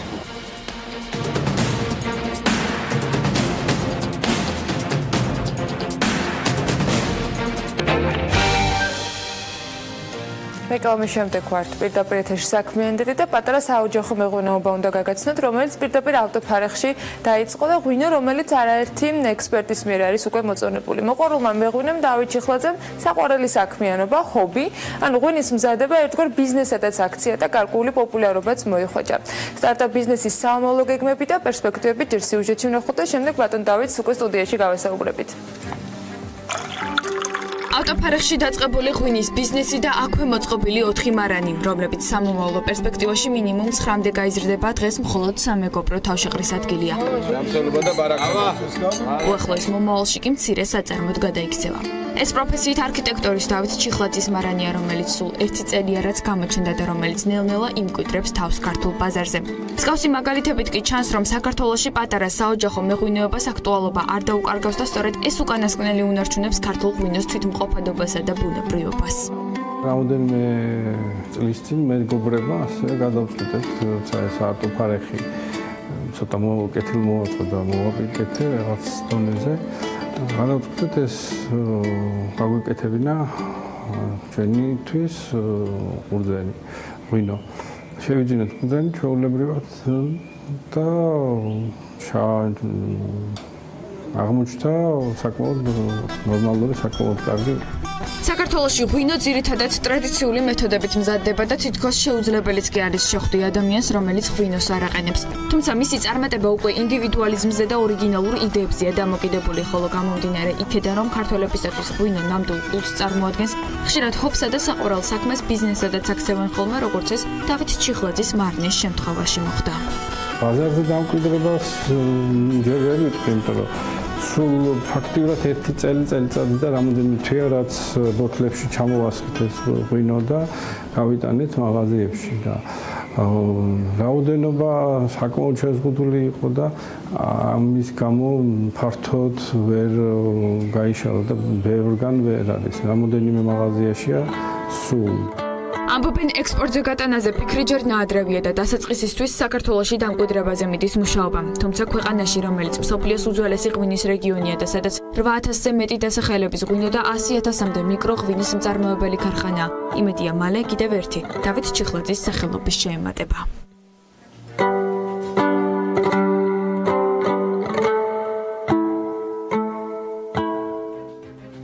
ეს არის კომპანია გრავისი, მისი დამფუძნებელი დავით ჩიხლაძე, რომელმაც გუშინ გთხოვა რომ წარგვიდგინე როგორც არქიტექტორი და უბრალოდ მოყვარული მეღვინე, მან თავი არის და ოფიციალურ წარდგენებს ღვინოსთან დაკავშირებით, თუმცა ფაქტია, რომ ჰობი, რომელიც წლების წინ უკვე ჰობისთვის, ანუ აქტიურ, თქვა, საქმედ იქცა, დღეს ბიზნესია და წელიწადზე მეტია უკვე ფარეხში დაწყებული საქმე, საკმაოდ სერიოზულ წარმოებად იქცა. ჯამში რამდენი ბოთლის ჩამოსხმა მოახერხეთ უკვე ამ დროის განმავლობაში და რა განსხვავებულობა ახასიათებს ამ ღვინოს, რომელიც სიუჟეტშიც აღნიშნოთ, რომ საკმაოდ ბევრმა აღიარა განსწორედ იმ განსხვავებული მახასიათებლების გამო. ჯამში უბრალოდ 3000 ბოთლამდე მოხდა ჩამოსხმა ამ წელიწადზე და რამდენიმე თვის განმავლობაში და განსხვავებულობა ის არის, რომ ეს არის ბუნებრივი, ნატურალური ყველანაირი დანამატების და ყველანაირი საფუარის და გოგირდის და შესაბამისად რაც მიიღება ქარხნული წარმოებაში იმის გარეშე. ჩვენს რეკლამის განმავლობაში საკმაოდ საინტერესო ამბებზე ვსაუბრობთ. თითქმის სრულად მოვიკითხე ამ ღვინისა ისტორია. წელიწადის და რამდენიმე თვის წინ უკვე ჩამოსხმა დაიწყა და ეტიკეტირება. ის პროცესი, რომელიც ამ დროისათვის ეტიკეტირებამდე ხდება, უშუალოდ თქვენს მიერ შერჩეული ყავთ კონკრეტული, თქვათ, ვენახების მეპატრონეები, კონკრეტული ღვინოები, რა ადგილებშია ესენი, რომელ ყურძენს ანიჭებთ უპირატესობას იმისათვის, რომ თქვენი პროდუქტი, ამ შემთხვევაში ღვინო, იყოს განსაკუთრებული და იმ ახასიათებლებით, რომელზეც ახლა ვსაუბრობთ. ძირითადად კახეთის რეგიონიდან არის ეს ყურძენი. იქ ვიძენ რამოდენიმე სოფელი თელავთან ახლოს არის გულგულა, ოჟიო, ქისტაური, მანავშიც შევიძინე. აი როგორ არჩევთ ყურძენს? ყურძენს რეკომენდაციით, რა თქმა უნდა, და მე თვითონ უშუალოდ ვენახში შემოწმებით და მისი შაქრიანობის დადგენით და აი ასეთი მეთოდით. სულ რამდენი ტიპის ყურძენი გქონდათ წელს დაწურული და რა ტიპის ღვინოები გამოუშვით? წელს იყო თეთრებს რაც შეეხება 4 ტიპის ყურძენი და ნუ შარშან შემოდგომაზე დავწუზე ასევე 4 ძირითადი ჯიშის ესე იგი კაციტელი კახური მწვანე ქისი და ხიხვი შევამატე მას გურიდან ჩხავერი და იმერეთიდან უცხანური საფერე ასევე გავრისკე და აღეჭი ერთ-ერთი გლეხის ოჯახში მივაკვლიე ცოტა იშვიათ ჯიშს ჟღიას და მართალია რაოდენობით და აი რომ გაივლის თავისი დაღვინების პერიოდი და დავარგების პერიოდი მე გამოჩნდება უფრო კარგად. ჯერ სიურპრიზები წინ გვაქვს კიდევ. სად შეიძლება ამ ღვინის შეძენა საქართველოს მასშტაბით როგორც სიუჟეტზე შევხვდით, ასევე ჯერ არ ფიქრობთ მის საზღვარგარეთ გატანას? სპეციალიზირებულ ღვინის მაღაზიებში ძირითადად არის ეს ლესელიძის ქუჩაზე ვინომანია 1, ვინომანია პლუსი 8000 მოსავალი საბურთალოს ქუჩაზე მაღაზია და კიდე ღვინის მუზეუმია ეგეთი და აი ესეთ რამოდენიმე ღვინის ისე რომელიც ძირითადად თუ შეისწავლეთ თქვენი მომხმარებლების გამონება ძირითადად რა არის მათი ინტერესი? კი შევისწავლე ძირითადად მათი ინტერესი მაინც რადგან ასეთ ოჯახის ღვინოზე და იმაზე არის ლაპარაკი ისეთი სხეულიან ღვინოს და უფრო მეტად ძლიერ ღვინოებს ანიჭებენ უპირატესობას. რას ველოდებით ამ საშემოდგომო სეზონიდან და რაზე გაქვთ გათვლა, ანუ ძირითადი ამ ყველაფრიდან გამომდინარე რა ინფორმაციას პრინციპში უკვე მიიღებთ ბაზრიდან, რას აპირებთ? რა თქმა უნდა, კიდე ისევე გავაფართო ჩემი მეურნეობამ და შევიძინო უფრო ხალხს. თბილისში მაყურებელს მინდა შევახსენო, თბილისში იწურება და თბილისში გარეშე დაიწყო.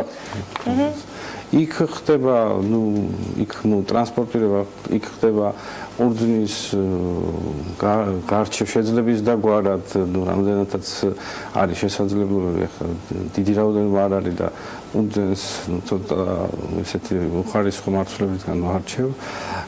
ხდება მისი დაწულა, ზოგ შემთხვევაში კლერტის გაცლა და დადუღება კლერტის გარეშე, მაგრამ ხშირ შემთხვევაში ეს მთლიანი მასა იღებს მონაწილეობას დუღილში ერქაწითელის და ქისის შემთხვევაში მაგალითად წელს კონკრეტულად და დავარგებაც ასევე ხდება აი ძველი ტრადიციული კახური მეთოდით ქვევრში ამ ყველაფერ ყურძნის მასასთან ერთად და მე ხდება ამ ქვევრის გახსნა გაზაფხულზე და მოხდა ამ ნალექებისგან. და არა მხოლოდ ღვინოს, არამედ ჭაჭის წარმოებაზეც უკვე აქტიურად მუშაობთ. ჭაჭა ის რაღაცა პროდუქტია, მომდევნო პროდუქტია და აუცილებლად ნებისმიერ მეღვინეს დიდი რაოდენობით უგროვდება ნარჩენი მასა. ესეც რეალიზაციად გაქვთ გათვლილი თუ თქვა აი ჩამოსხმას აკეთებთ ამ შემთხვევაში ბრენდირებული არ და ასე. არის, ეგეც არის, ბრენდი ეგეც უკვე Excel-ში არის. ასევე დათო ჩიხლაძის მარანის სახელით ორი სახის ჭაჭა ეს ამ 5 წლის განმავლობაში რაც ჭაჭა დამიგროვდა ქონდა მუხლის კასრში და მუხლის კასრში დავარგებულიც ცალკე ჩამოვასხი და ისე ჭაჭა ჩამოისხა ჩამოლებრივი ყველანაირი დანამატები. დაპირებთ რომ მომავალშიც მარტო გააგრძელოთ თქვენი ჰობი ბიზნესური სამუშაოები? აი ნახოთ შევეცდები მარტო თუ მოახერხე კარგია თუ არა და რაღაც კოოპერაციაზე ვიფიქრებ. დარწმუნებული ვარ ესეც წარმატებული იქნება. მოკლედ ბიზნესად ქცეული ჰობის შესახებ ჩვენი სტუმარი დავით ჩიხლაძე საუბრობდა. სწორედ დავით ჩიხლაძის მარნის პროდუქტთან დაკავშირებით საინტერესო ისტორიები მოვისმინეთ. ეს არის გრავის კომპანია, გრავის წარმომადგენელი ამავე დროს, რომელიც სამშენებლო კომპანია გახლავთ, არც მეტი არც ნაკლები. თავად არქიტექტორია, წარმატებებს გისურვებთ ბატონო დავით, მადლობა თქვენ სტუმრობისათვის. ჩვენ კი კიდევ ერთხელ და გადავავლოთ თვალე ამედის პროგნოზს, რომელიც მომდევნო 3 დღის განმავლობაში თუ როგორი ამინდები გროვდება წინ შევკეთებოდა, შემდეგ კი რეკლამის დრო არის და დაბრუნდებით რამდენიმე წუთში.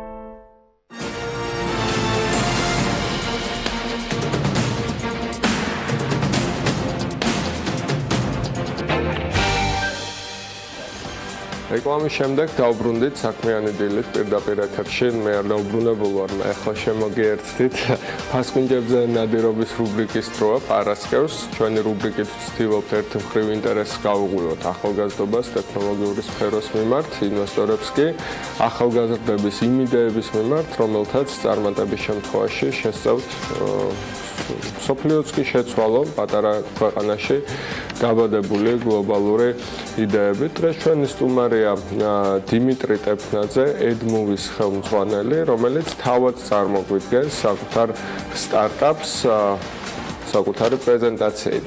შეგვიძლია პლაზმასთან გადავინაცვლოთ და გავაცნოთ ადამიანებს მოგესალმებით პროდუქტი.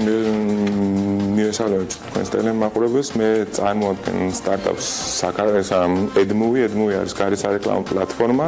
თუ შეიძლება შემდეგ სლაიდი. ჩვენ გთავაზობთ გარე სარეკლამო პლატფორმას, რომელიც არის პირველი გარე რეკლამა საქართველოში, რომელიც იზომება, შესაძლებელია მონიტორინგი რეალურ დროში და აგრეთვე რეკლამის მართვა. თუ შეიძლება შემდეგ სლაიდი უფრო კონკრეტულად რო გაგაცნოთ.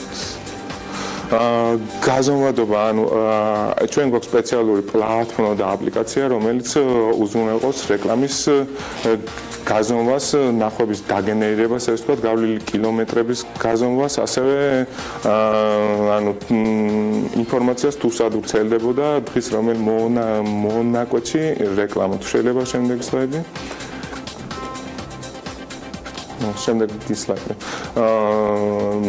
მიზანმართული მარკეტინგი, დამკვეთს საშუალება აქვს შეარჩიოს ზუსტად მაგალითად კომპანია ოპერირებს გლდანში, სიტყვაზე ვთქვათ, შეუძლია აირჩიოს ის მანქანები, რომლებიც უფრო მეტად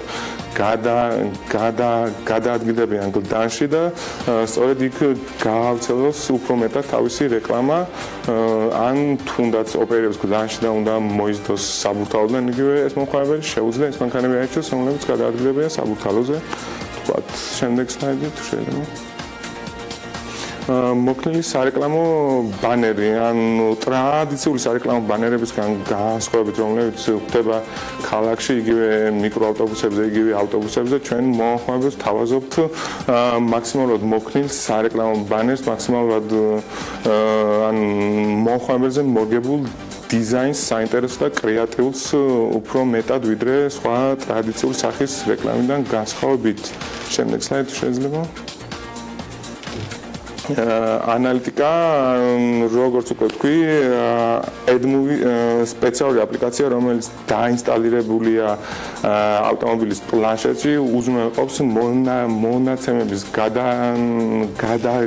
გადაცემა სპეციალურ პლატფორმაზე, სადაც შემკვეთ საშუალება აქვს გაზომოს, დააკვირდეს და მიიღოს ყველანაირი ამომწურავი ინფორმაცია რეკლამაზე, რეკლამის ეფექტურობაზე, აგრეთვე გადაიხადოს თანხა რეკლამის ეფექტურობიდან გამომდინარე. შემდეგ სლაიდი თუ შეიძლება. ეს არის ჩვენი პირველი რეკლამა, რომელიც არის ტექნოპარკ საქართველოს რეკლამა. როგორც ხედავთ, ყავს 5 ავტომობილი დაბრენდილი. ეხლა მუშაობთ უკვე, ეხლა ხანს მორჩა ტექნიკური მხარე, ესე ვთქვათ, აწყობა პლატფორმის და აპლიკაციის, შემდეგი ნაბიჯებს თქვათ უკვე ბიზნესში და გადავდივართ რეალურ გაყიდვებზე. შემდეგ სლაიდი თუ შეიძლება. ეს არის ფოტოები კიდევ ამ რეკლამის, შემდეგი შეიძლება. კიდევ ფოტოები, ეს არის ჩვენი საფასო სტრატეგია, ჩვენი ერთ-ერთი მთავარი მიზანი იყო, რომ შეგვეცალა ბაზარზე დამკვიდრებული, ესე ვთქვათ, ცუდი საფასო პოლიტიკა, გამომდინარე იქიდან, რომ მცირე და საშუალო ბიზნესს არ აქვს შესაძლებლობა ჩაატაროს, წარმართოს გარე სარეკლამო კამპანია თბილისის ქუჩებში. თქვენ როგორც ხედავთ, ჩვენი რეკლამა არის შედარებით იაფი, ვიდრე სხვა რეკლამები. ზედა, რეკლამის ფასის ზედა ზღვარი არის 300 ლარი. მერყევს 200 ლარიდან 300 ლარამდე გააჩნია ავტომობილების რაოდენობას და გააჩნია ხანგრძლივობას, თუ რამდენი ხნით უნდა ამა თუ კომპანიას ეს რეკლამა ავტომობილებზე. მადლობა. შემდეგ სლაიდი. ხო, ეს ჩვენი საღებ, რომელსაც ვისაუბრებ მოგვიანებით და მადლობთ ყურადღებით ეს ხო? პირიქით მადლობა საინტერესო პრეზენტაციისთვის, შეგვიძლია დაუბრუნდეთ ადგილს. პირველი რაც მინდა გკითხოთ, დამაინტერესა როგორ გზომავთ ეფექტურობას თვითონ ამ რეკლამის. თქვენ თქვით რომ გადახდარით მიბმული რეკლამის ეფექტურობას. გარე რეკლამის ეფექტურობის გაზომვა ყოველთვის ძნელია, იმიტომ რომ ჩვენ ყველა ვარიანტში რაღაცა პირობითი კოეფიციენტი გამოყავს, რამდენჯერ მოხვდა ჩამვლელის მზერა ამ ბილბორდსა თუ ბანერს. მანქანის შემთხვევაში ეს ამოცანა კიდევ რთულდება, იმიტომ რომ ეს მოძრაობს და სხვადასხვა უბნებში დადეს. რა პრინციპით იზომება ეს ეფექტურობა? თავიდან ვიტყვი იმას, რომ ჩვენი თავარი მიზანი რომ დავიწყეთ ეს საქმიანობა იყო ის, რომ ბაზარზე შეგვეცვალა მიდგომა გარე რეკლამის მიმართ. მაგალითად, დღესდღეობით არსებული ქართული კომპანიები, რომლებიც არიან ბაზარზე არიან უხეშად რო ვთქვა, აქვს ძალიან მოუქნელი სერვისი, ვერ გვააწვდიან ვერანაირ ინფორმაციას რეკლამის ეფექტურობაზე, მხოლოდ ადრეკონდა ერთ კომპანიას, ბანერის ქვეშ რამდენი ავტომობილი გაივიდა, ეგ მაგის ანალიტიკა ისიც რაღაც თვეში იყო აღებული მანქანების რაოდენობა და ვრცელდებოდა ყველა თვეზე რამე კამერა და ასე შემდეგ არეყენა რომ დაეთვალა ეს ავტომობილების რაოდენობა. როდესაც ჩვენ მოვკიდეთ ამ საქმეს ხელი, უნდა გვეპოვა გზა იმისთვის, რომ გააგვეზომა გარე რეკლამა და კომპანიების თავარი ტკივილი რაც არის ის, რომ ფულს იხდიან რეკლამაში, რომელიც ეფექტურობაც რეალურად არ იციან რა არის, მოგვეგვარებინ ეს პრობლემა და ტკივილი მათთვის, ესე ვთქვათ, სწორედ ამიტომ შექმნა სპეციალური აპლიკაცია, რომელიც დაინსტალირებულია ავტომობილების პლანშეტში. აპლიკაცია უზრუნველყოფს მოძრაობის ისტორიის გაზომვას, თუ რამდენი კილომეტრი, თვითონ პლანშეტს აქვს თავის GPS ყველა ეხლანდეს სმარტფონს აქვს GPS-ი, უზრუნველყოფს მოძრაობის ისტორიის გაზომვას, თუ ქალაქის რა უბანში არა, დღის რომელ მონაკვეთი არა, რამდენი ხანი არა, ამით გებულობთ ავტომობილის მოძრაობის საშუალო სიჩქარეს, ასევე ვიცით ამა თუ იმ უბნის მოსახლეობის სიმჭიდროვე, შესაბამისად გამოყავს ფორმულა, რითიც იზომება დაახლოებითი ნახვა ამ რეკლამის. ეს არის როგორც უბნის სიმჭიდროზე, მანძილზე და სიჩქარეზე დამოკიდებული. ასევე დღის ამა თუ იმ მონაკვეთს მაგალითად 12 საათი პიკი საათია, რა დროსაც ყველაზე მეტი ხალხი არ ქუჩაში გამოსული, შესაბამისად ამ დროს რეკლამა უფრო მეტად ეფექტურია. შემდეგ ეს ყველა მონაცემი აისახება პლატფორმაზე, სადაც უკვე რეალურ დამკვეთს მაგალითად ტელეპირველს საშუალება აქვს რეალურ დროში ნახოს თუ სად ვრცელდება რეკლამა, სად ვრცელდებოდა ეს რეკლამა, მანამდე სანამ დააკვირდება ეს თქვათ, ნახოს რამდენი კილომეტრი გაიარეს ავტომობილებმა, დაახლოებით რამდენი ნახვა ქონდა მათ რეკლამას და ასევე მარკეტინგული ღირებულების ფასი. მე შევნიშნე პაკეტებში, რომ ესე იგი დამწყები პაკეტი უფრო ძლიერი ღირდა, ვიდრე პროფესიონალური. რატო? დამწყები მანქანა იყო დამწყებზე და პროფესიონალურზე 20-ზე მეტი, ხო? დაახლოებით, დიახ, ეს დამოკიდებულია პირველ რიგში, მასშტაბურობაზე რეკლამის ფასი, მაგალითად თუ იქნება 5 ავტომობილი, თუ იქნება 3, მაგალითად იქნება ღირებულება თქვათ 300 ლარი, რაც უფრო იზრდება ავტომობილების რაოდენობა, მით უფრო მცირდება ფასი, ესე ვთქვათ. თქვენ ბეჭდვა უფრო გიაფთებათ? ბეჭდვა არა, მასშტაბის ეკონომიიდან გამოდიან, შეიძლება ასე მაგალითად კომპანიას ვაძლევთ იმის სტიმულს, რომ შევუკეთოს უფრო მეტი რეკლამა. ხო, თვითონ მანქანაზე დატანა როგორ ხდება ამ ეს ტექნოპარკის დიზაინი ძალიან კარგი იყო, ძალიან მოუხდა პრევენციას. ბევრი უშუალოდ. ხო და როგორ ხდება დატანა, ანუ რა პრინციპით სტიკერი ეკრობა თუ იღებება? არა, არ იღებება, ანუ ჩვენ ყავს ჩვენი პარტნიორი სარეკლამო კომპანია, რომელიც უკვე 20 წელი ამ სფეროში არის. ავტომობილები იბრენდებიან უმაღლეს ხარისხის გერმანული წარმოების სტიკერით, რომელიც არ აზიანებს ავტომობილის ზედაპირს.